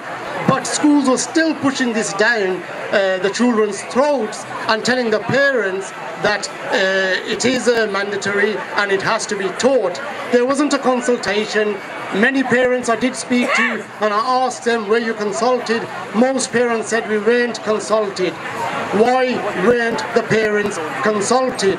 And even after the consultations, when the parents saw the materials and viewed the materials, and they were totally unacceptable, like the All About Me program, which was taught in 241 schools in Warwickshire, it is absolutely insane that there was a program where teachers were speaking to children about self-stimulation. It's absolutely insane. And then the media twisted it and turned it against the Birmingham parents, that they're homophobic, they're transphobic, they're bigots and extremists. Why? Because we want to protect our children. It was never about the LGBT community or any other community. We teach our children equality and diversity every day. We teach our children to respect all genders. We teach our children to respect their elders. We teach our children to respect everyone, the community and everyone around it. We don't need to be taught equality and diversity. This is something that is being passed on to us by our parents and grandparents and so on. So this isn't something here that, you know. But anyway, going back to the protest, we had absolutely no choice. The schools weren't listening to us, the MPs weren't supporting us, and the government wasn't supporting us. So we had absolutely no choice. My main message today is this is a safeguarding issue. This isn't about religion or anything else. This is simply about safeguarding, protecting our children in schools. A few months ago, I was actually watching one of the breakfast shows. And on the breakfast shows, there was a couple of women. One was against... well, the program was about naked education, promoting naked education into schools. Now, one of the mothers was against it and the other one was for it. When I was watching this, I was thinking, for God's sake, what on earth are we witnessing? They want to bring in a program into schools under the curriculum, as a part of the curriculum, where children completely undress themselves. And every child can see each other's bodies. And the mother that was for it was selling it by saying that children need to be confident with their bodies. Now this is like opening another can of worms. Can you imagine the bullying, the discrimination and the sexualization that will take place in classrooms if all the children stripped nude? Absolutely crazy. You could actually YouTube this. I'm pretty sure it's still on YouTube, but this is absolutely insane. We've been supporting the PCP now for about 3 years, and we've seen some amazing things. Last year when Kim and everyone in the PCP had their court hearing, we saw so many people from different backgrounds. We saw Muslims, Christians, people of non-faith, all coming together on one common cause. My main message today is the only way we could change things. Nobody else cares about your children. Nobody. The only person that cares about the children is yourselves, the parents. So guys, please get together. This is absolutely insane. Things have gone far enough. If you read some of the stuff and hear some of the stories that I've been listening to, it's absolutely insane, where parents have said their children have been given homework about asking their parents what masturbation is like, stuff like that. It's absolutely insane. And everything I'm telling you here, you could actually Google it up, you could actually look at it. I'm pretty sure Kim and the PCP have got a lot of the materials, especially the All About Me program that was encouraging 4-year-olds to touch themselves. And this thing is, how do you separate pedophilia from what's being taught in schools, especially in the All About Me program? You've got an adult teacher asking the children, how does it feel to to play with yourselves.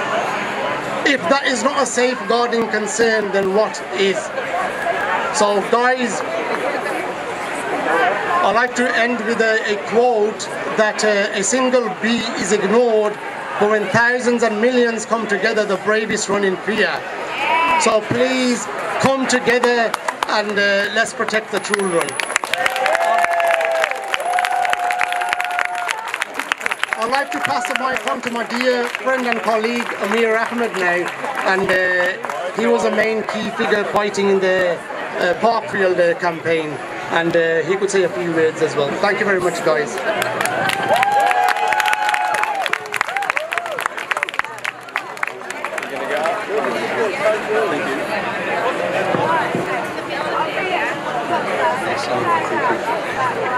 Hello, so thank you there to Azhar for his talk there. My name's Amir Ahmed. I participated and in fact was one of the leaders in the Birmingham school protests. And I just want to say a little bit about the politics that takes place in this whole issue. And it's driven very much on from a political point of view. We had parents in a school of around 1,000 children, who almost 99% of the parents did not wish that the children are taught these. They were traditional and conservative parents, so they had conservative family values. We had Rebecca on earlier on. What we wish for our children is that they grow up, they have children of their own in a family where the mother and father are together, and they raise their children in a loving environment. That's what a family is, and this sort of extreme liberal, sexually liberal ideology, it breaks that up, and that's what they call it. They call the family a social construct. They do not consider family as being a natural human evolution, a part of human evolution that we have. We are born, we become adults, and then we have families of our own in a committed relationship. This isn't what's being taught in this ideology. It is deliberately being taught in a manner where the sexuality is much more free, and the children are taught this throughout primary and secondary school, and as a consequence, committed relationships become difficult, and raising a family with your own children, your own biological children, becomes difficult as well. Our schools are there so that our children can raise strong families, but that's not what's happening. This type of education is not increasing families, the strength of within a committed relationship, and the longevity in these relationships.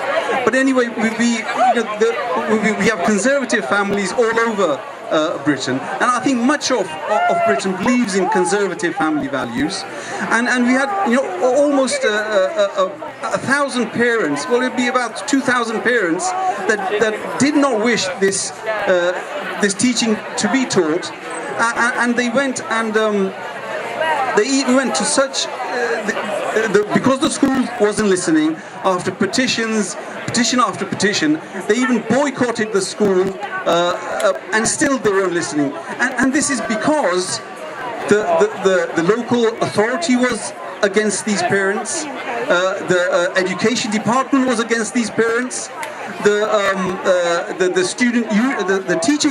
teaching unions were against the parents, and Ofsted was also against the parents, and this was all politically motivated.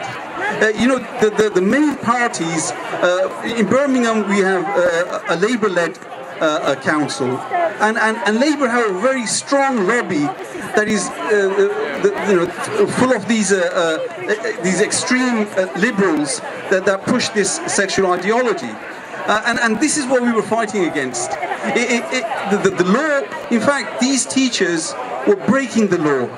when you know that your community, the community that the school belongs to, is a conservative community, and then you force upon their children morals that are not conservative, that is just against the law. There's no regulation for it, and it's purely ideologically driven, and that is what we're fighting against. And you know, we were also taken to court in Birmingham for protesting by the local authority.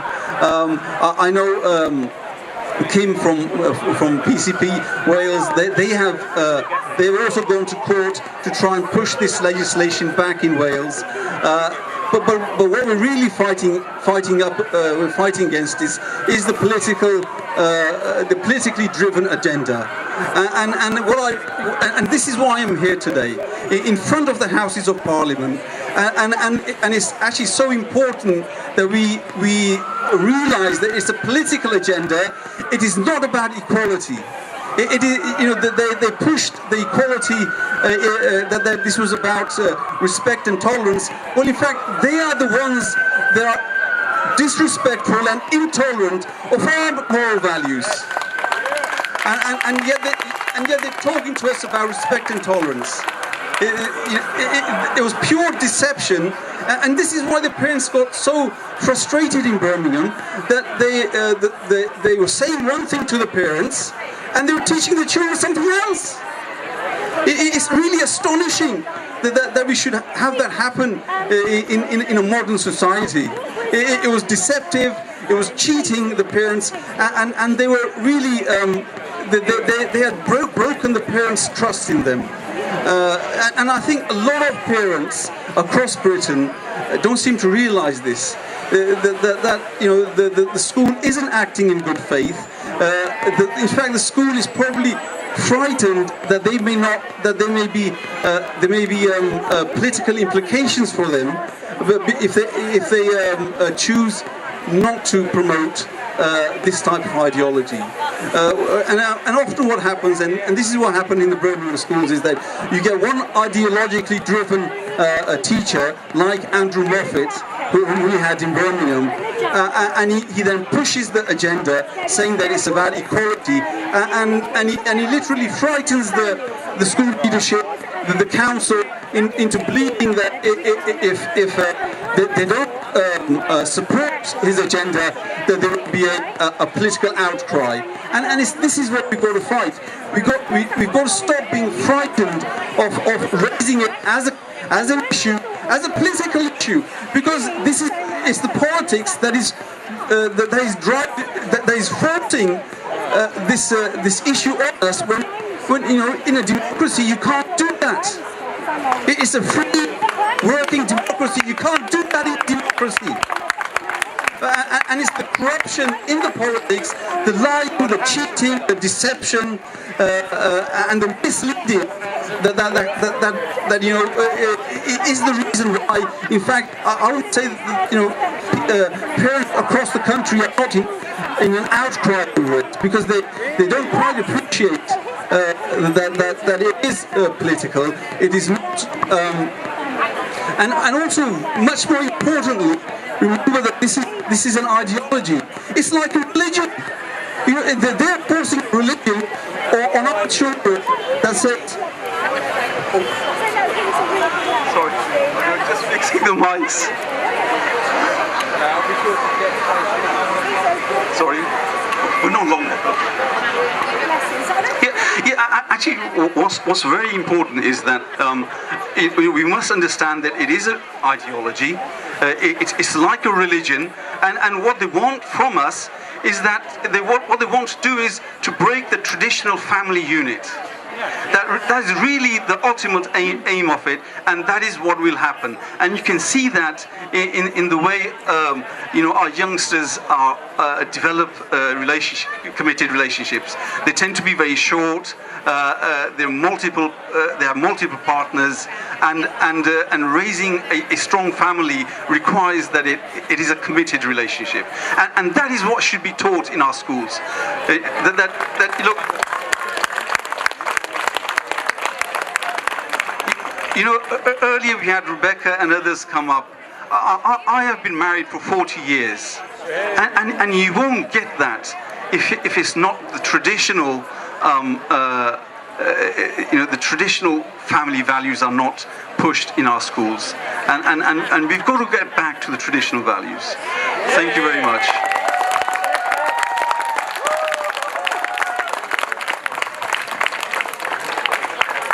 Yeah, I just wanted to add to what Amir just said about traditional family values. I was reading an article not too long ago published by Harvard University, and Harvard University conducted an experiment into looking at all the families producing the best children, and they found the most successful children actually came from religious backgrounds in every manner. They produced they academically done well, they found better partners and went into getting better jobs. So just going back to what Amir just said there, I absolutely agree with that, and so does Harvard University. So thank you very much, guys.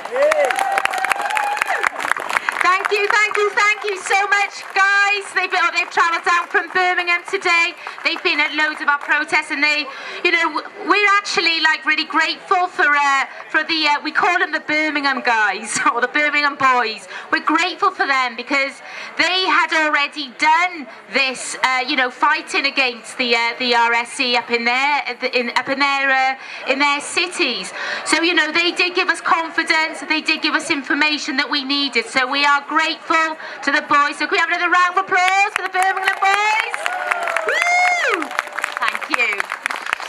Okay, now we have got our final speaker. We are going to have an open mic afterwards, but this is the final speaker of the day, and that is the one and only our Kimberly Isherwood.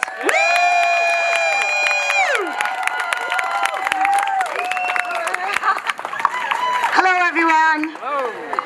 I never know what I'm going to say. I never ever know what I'm going to say. I look at what everyone else is saying and I think, what can I fit in with that? So I'm just going to pick up on a few things other people mentioned. So I'm going to talk a lot about the safeguarding and institutional abuse, I think. So you'll hear a lot about this education is to safeguard your children. Your children need to know correct terminology for their genitalia in case they've been abused, so they can disclose that abuse. Well, there's a lot of problems with disclosure. Disclosure, before a child can even speak about abuse, a lot happens beforehand. Adults should be safeguarding those children. As adults, we should be picking up on behaviours of these children, and that is what you call a non-verbal disclosure. So let's talk about the self-stimulation piece that Azar was just talking about, the All About Me package, self-stimulation. It's telling children from age 4 to 6 it's okay to touch yourself. Well, yeah, it is okay. Some children do it, some children don't. But this particular piece of lesson content has told all children they can do it. It's told all children they can do it, but it's rude to do it in the class. They really shouldn't do it in the class when everyone is watching. Well, people in that class should be watching those children. People in that class should be looking out for this behaviour in those children. We don't know if that child is doing it innocently. We don't know if that child has a medical condition, and we don't know if that child has been harmed. So why on earth have we programmed every 4 to 6 year old child away from what we call a non-verbal disclosure? That's from age 4. Let's talk about correct terminology, shall we? You challenge it. You challenge every teacher. You challenge the NSPCC.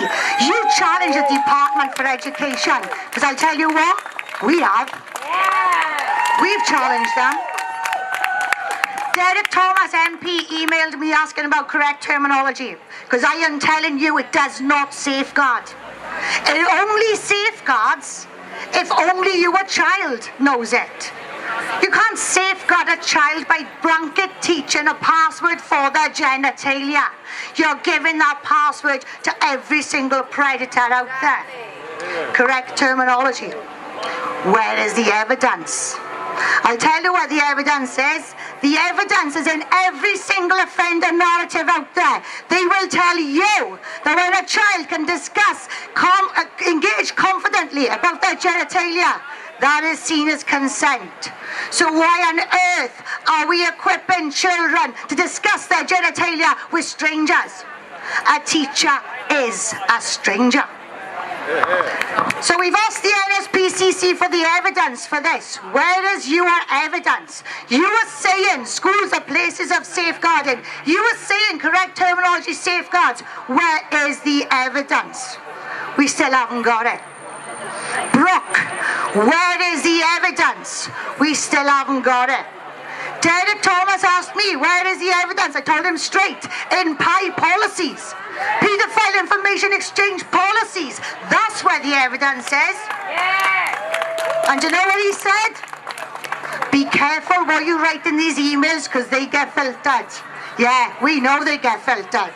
Because PI never went away. PI never ever went away. They just dissolved into different parties.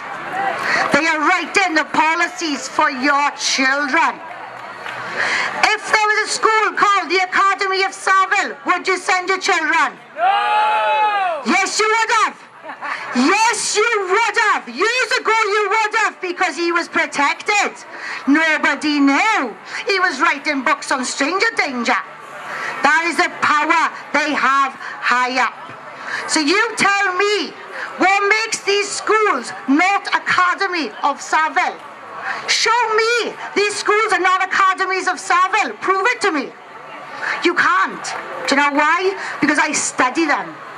I want a freedom of information request. I want to look at how many sexual assaults and rapes have taken place in my area. Over 500 in 2 years in school grounds. Where's the convictions? There's not 500 convictions. That's just one police force, mind. They are protected. They are protected, and they will tell you this safeguards your children. Where is the evidence?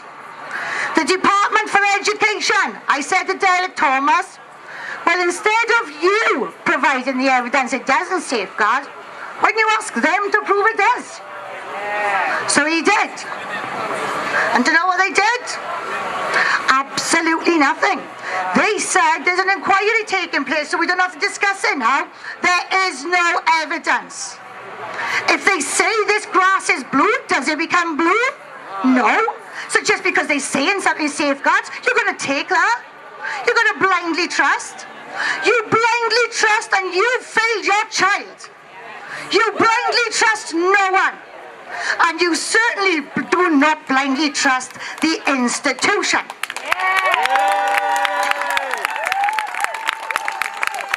The UK is famous for one thing.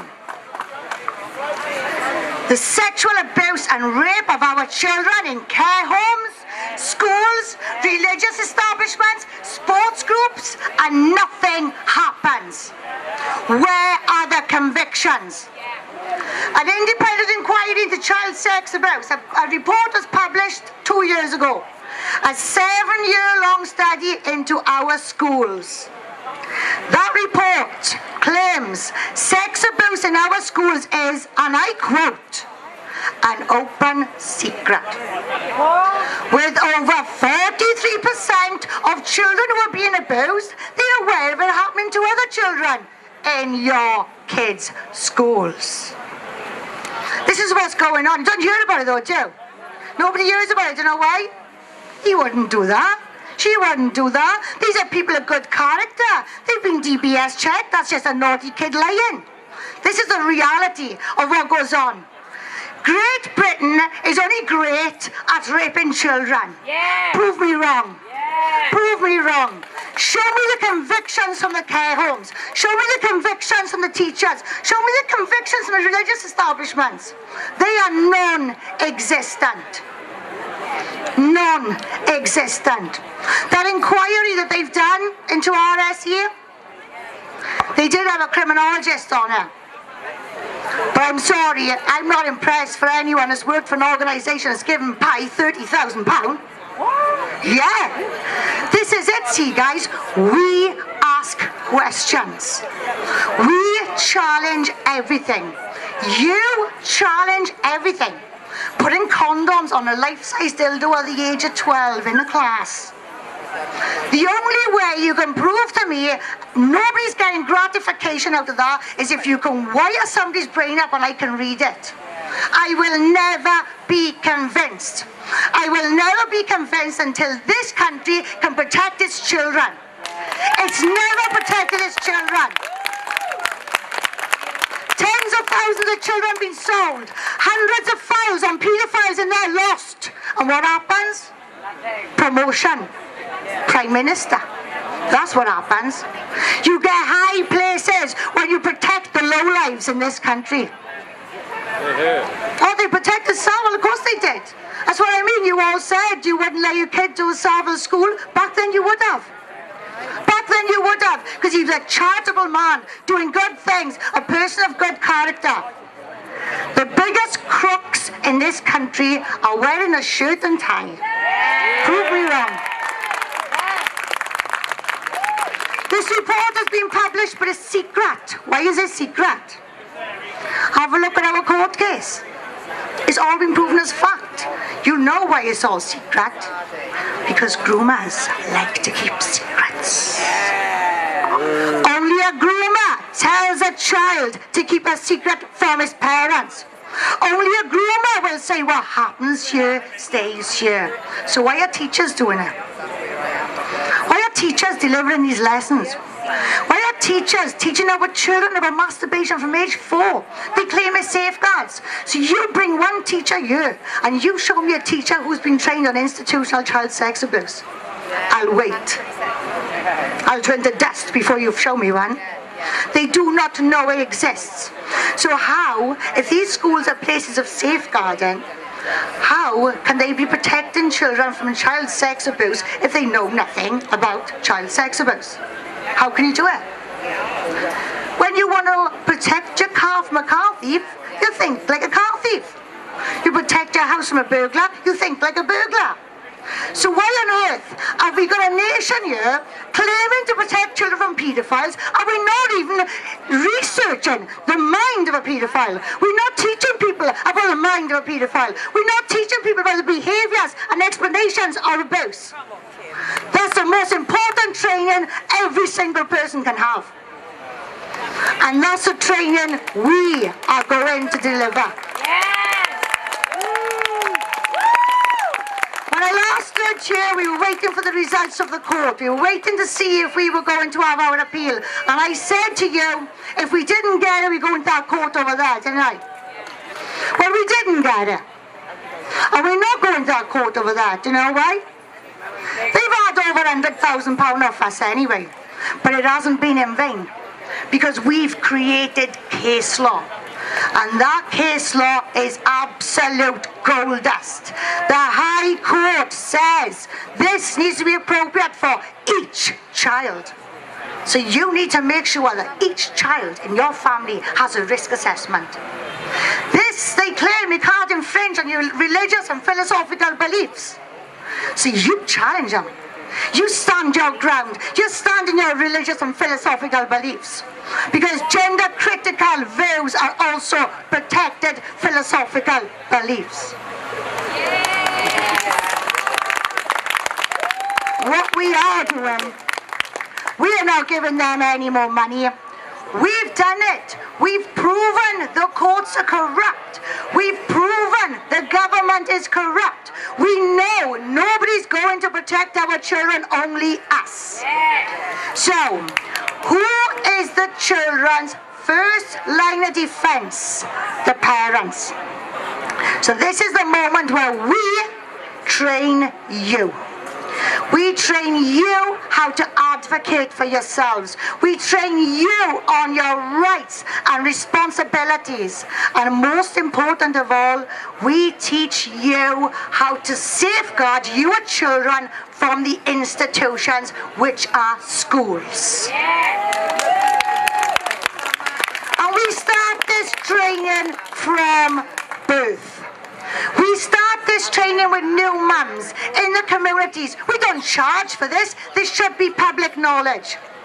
I've spent 12 years in academia, over £50,000 student debt, to know something every single person here should know. We should all know how to protect our children. So you tell me why the likes of Peter Tatchell or the likes of any teacher out there, Professor Emma Reynolds and the queer theorists, who support engaging in activities with children, nothing's out of bounds, this is in their work. You tell me why they have a say and we don't. I'll tell you why. Because they are the human disgrace. That is why. But guys, it's the end of the road for them. This is the beginning of the end. Do you know why? They're not messing in there now. They're not arguing in there with their friends and their posh clothes and their suits and everything else. They've messed with the real people now. They've messed with the ones that own nothing and are happy. They've messed with the ones who've been screwed by the system, been chewed up by the system and come out the other side laughing. We are the kids from the street. We are the nobodies, but we are the ones that's going to change this. Do you know why? Nobody up the top has ever changed anything up the top. Not even a new political party. Not once. Look in history. But us on the ground, us people, everyday people, when we start, we have 100% success every single time. And this is absolutely no different. This is an attack on every single human being, whether you are a parent or not. This is the death of innocence. Do you want to live in a world with no innocence? Well, you get out there. You inform everybody what's going on. You inform of these legislative changes. This is global. This is not the Tories. This is not Labour in Wales. It's not SNP in Scotland. This comes from higher up. And we have proven this in the High Court. The Welsh Government barristers could not argue. They could not point what was misinformation. They couldn't bring a stitch of our statements out and counteract any of it. We have proven this as fact. There's nowhere else to go. Only us on the ground, we fight together. We've played their game, we've done the democratic process, we've gone down the courts, we've proven they're corrupt, now it's time to act. Simple as that. Well, I'm going to leave it around now, guys, but what I'm going to say is, subscribe to our website. We are going to educate you all to stand up for yourselves. And when you can stand up for yourselves, you can stand up for the person next to you and stand with us. Because we do not need a leader. Nobody needs a leader. Leaders got a price. Leaders will negotiate. You stand on your own 2 feet. You stand your ground. And then things will change. Nobody can negotiate on your part. You're standing your ground. You're fighting your fight. You don't need a leader. You are the leader. You lead by example, and you lead the UK out of this mess in style. One in, all in. We are going to do it.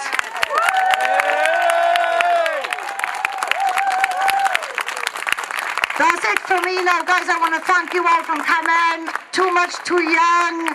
Amazing support for us. Schoolgate campaign's not here today, but we have to give them a shout out as well. The Scottish Union of Education up in Scotland. I can't think of who all off the top of my head, but we are a coalition. We got 17 parent groups. Coalition Against Indoctrination and Sexualisation in Schools.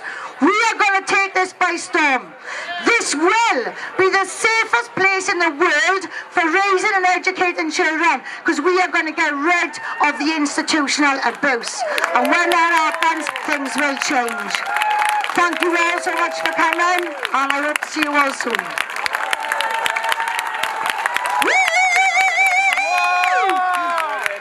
Kim, as always, excellent speech.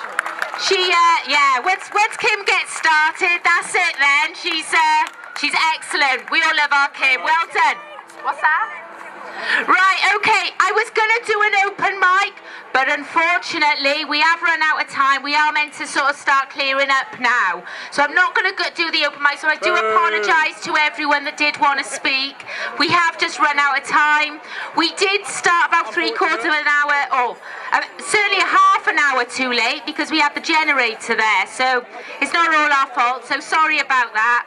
But we are going to have Sarah, she's going to come up and say a real quick poem. So if you could just hang around for that, and then we'll be ready to go then. So thank you so much everyone for coming. Lots of love to you all. And let's have a massive round of applause for Sarah. Yeah. Woo! Hello guys. Right, I wrote this poem. Right. Really, because I'm a parent and a grandparent, and these words just popped in my head, and I hope you like it. I wrote it in 2021 when they were doing the school bill. It's called Everything Woke Turns to Hate. Okay? Parents are in denial about RSC. Teachers are grooming your kids from age 3. What happened to praise and playing with sand and water? I fear about the safety of your sons and daughters. Across the curriculum, it happens to be, in maths, a colourful flag you will see. This ideology, it came from across the pond. The Equality Act have sealed their bond. A little boy may want to play with a pram. It doesn't mean he's a girl, he won't grow into a man. The same with a girl, she may want to climb a tall tree. It doesn't mean she wants to stand up and pee. I was a tomboy. I was brought up with 3 brothers. I wasn't alone. There was plenty of others. We played marbles and jackknife as we swung from a tree. No mention of genders or any ideology. No drag queens dancing for kids for a buck. These deviant perverts are trying their luck. These indoctrinated teachers don't see this is wrong. No rhymes are in classrooms, no singing a song. The government think children need to learn sex, gender, masturbation, and the use of latex. Putting a condom on a dildo in schools. Traumatized children while the teacher drools. All over the world, fathers cry in their sleep. Their child they once know is controlled by a creep. They never notice the change, it happens so quick. She sees the danger and she says it must stop. Well, I want to know whose head's for the chop. There is a school bill, probably none of you know. September the law states the parents must go. Fight this now, to get together in groups, while us digital soldiers will gather the troops.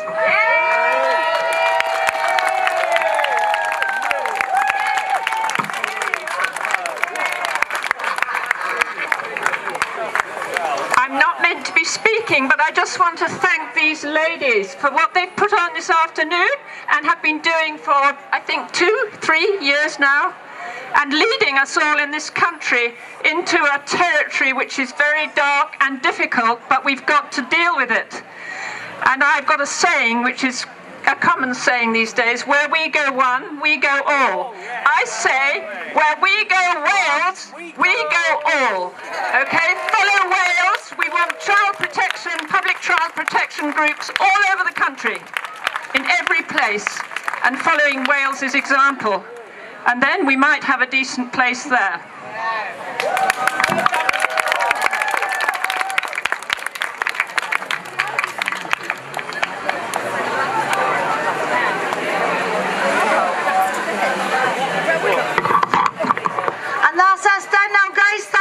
So much for joining us. Really appreciate the effort. People have come from all around the UK. Thank you. Thank you. Good, that wasn't it? Yeah. My name's Jim. Wow. If you want to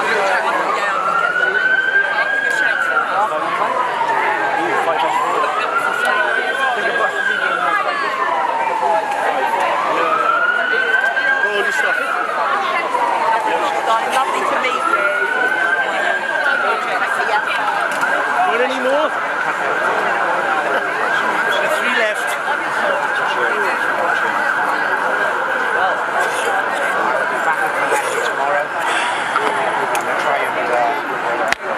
I'm in fucking agony, boys. Beat's not pulling today, Yeah. I've got something for you, missus. Yeah.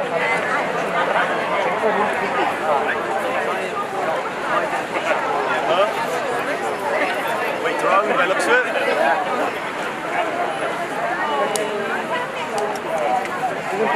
I see you chased out of Hyde Park the other day. No. Was that LGBTQ? Not the other day. Oh yeah, last month or the month before, wasn't it? Bunch of idiots. But fair play, you stood your ground, like. It's only you and your cameraman, wasn't it? That weren't even. I don't think you're thinking about Speaker's Corner. I think that was. Yeah, some park. Yeah, it was Wellington's Arch. You got some fucking balls, you have, I tell you. You don't give a fuck. I don't know if it's that or if I'm just a bit stupid. They are, mate. They are. If you scan that, there's a QR code in there. You don't do technology. You're gonna get left behind. Yeah, you will. Your telepathy sounds like witchcraft, mate. It's science. What, like, I suppose that would be. Wait, so I go on to propaganda and I'll get to see that No, it's televised. Correct, not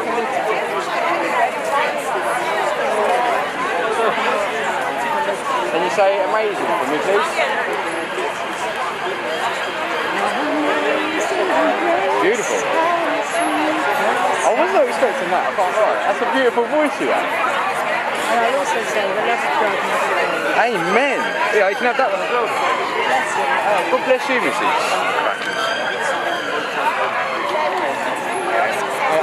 It's not very much of watching it, so it's only the Welsh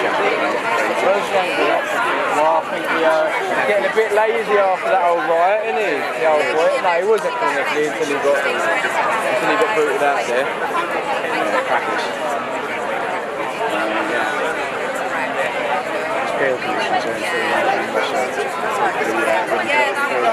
Come on then. Like that, yeah? Huh? Go and spend it, let me know how you get on. We never have been privileged, you know. Yeah, I know. It's a big fucking joke, isn't it?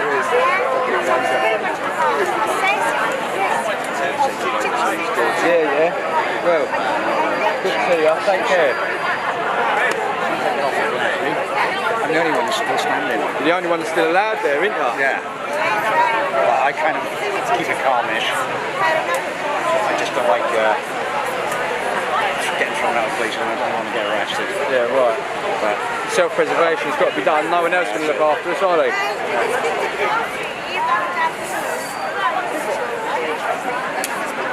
I'll just be looking at having an interview with Tim, and then I'll be getting on the radio.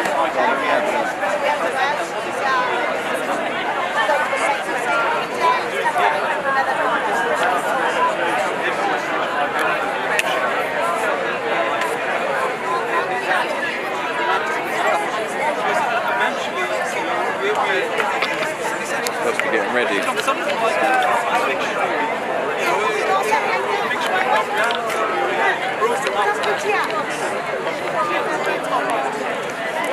Hello. Hiya.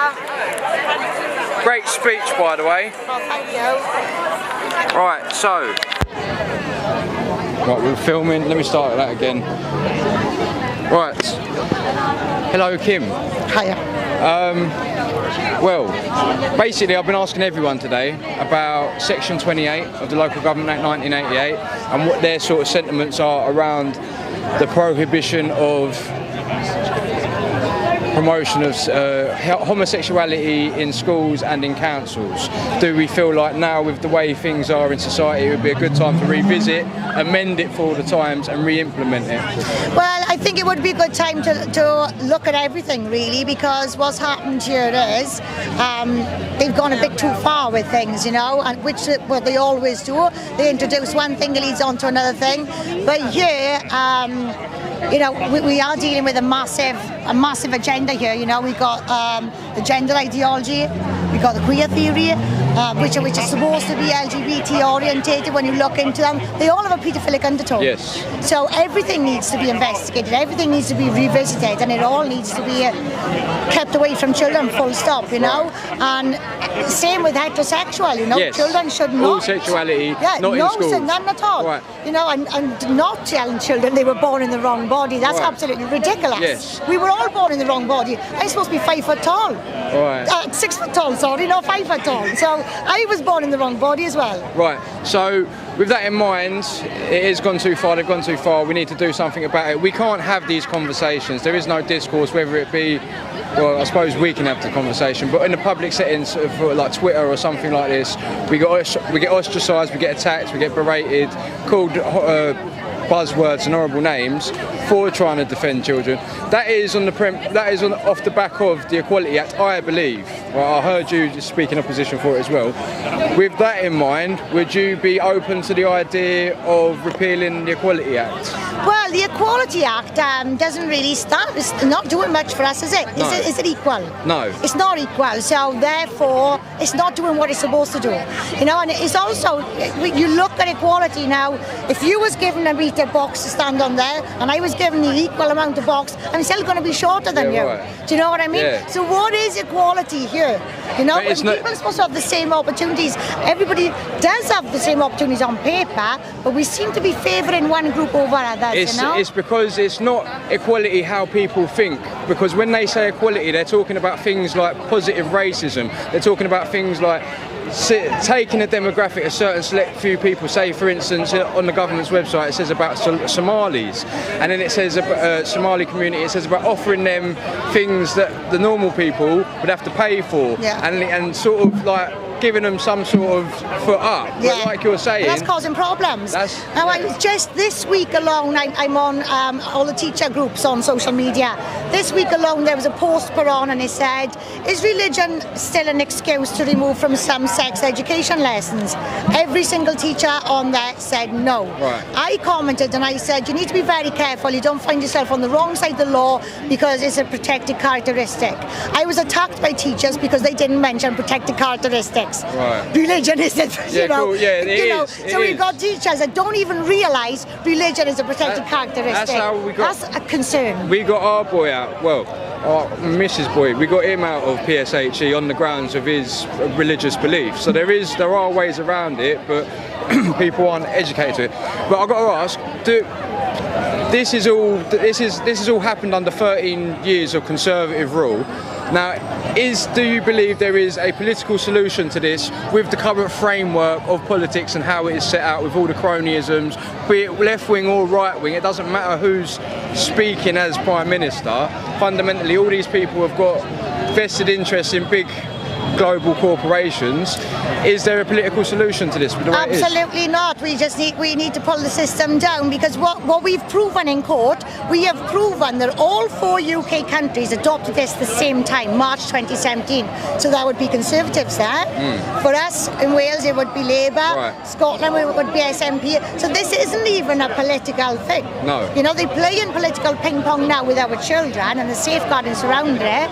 But this comes from above. We've proven this comes from United Nations and the World Health Organization. So I can't have a discussion with you on politics when I know politics is not performing. Right. Exactly. Somebody else is pulling the strings. So democracy's dead here. Democracy doesn't exist. We've gone through the consultation process. We've gone down the petition route. Democracy doesn't exist. So what we need is a full revamp. Right, what do you think that might look like? I know, I'm sorry, this is horrible, like, for all the answers, but what do you suppose that might look like? Well, for a start, we need to change the way the voting system works. This first past the post is not working. You don't like that? No, no, no. It seems like it's a two-party state. In Wales, we just got a one-party state. So we need to give people more opportunities as well. But does first past the post not mean that if you're in a constituency and you can rally up a load of people behind you in your constituency, then you can get people to change?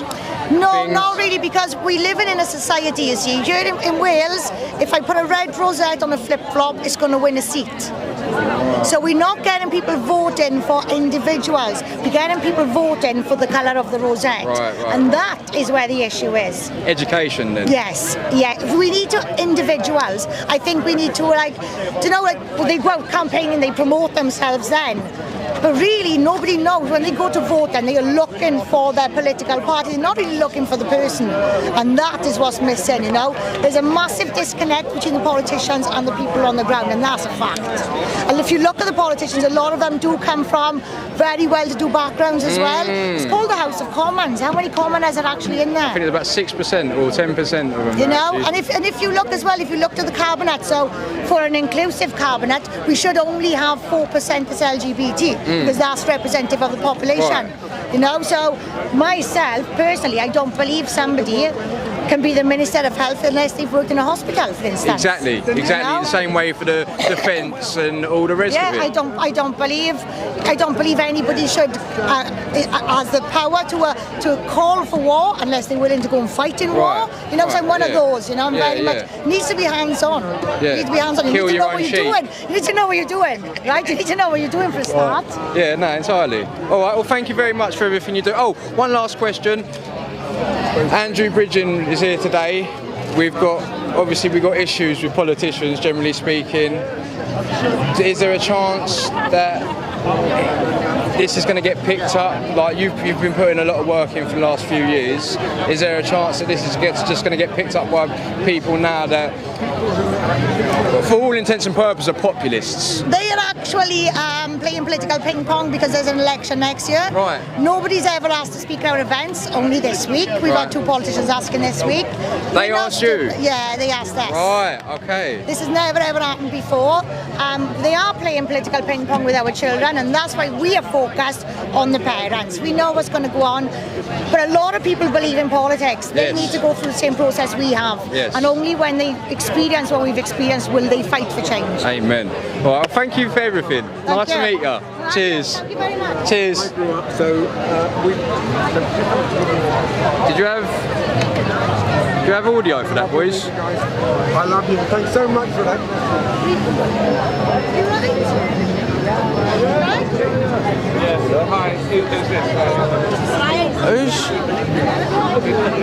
Is that you smoking ganja? What's that? What? Can I have some, please? Is that alright? Thank you very much. I'm alright, you've been smoking this all... Babes, you've been smoking this all afternoon, didn't you? I've been smelling it. I've been hunting it down. I ain't brought any out of me because the old Bill keeps trying to sniffer dog me. Oh really? I can give you a little spiff if you want. I'll give you a fiver if you want. Are you sure? Bless up. That'd be amazing. Right, boys. I'm gonna do a quick thing. I like that as well. Oh, yeah, nice one. Ready rolling everything. Right.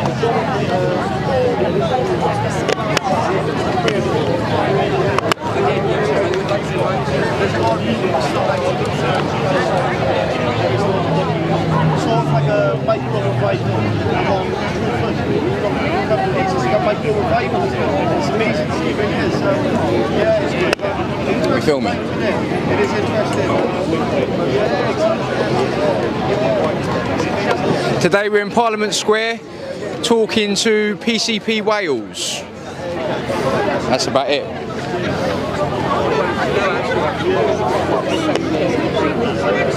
Right, boys, I'll see you all on the other side.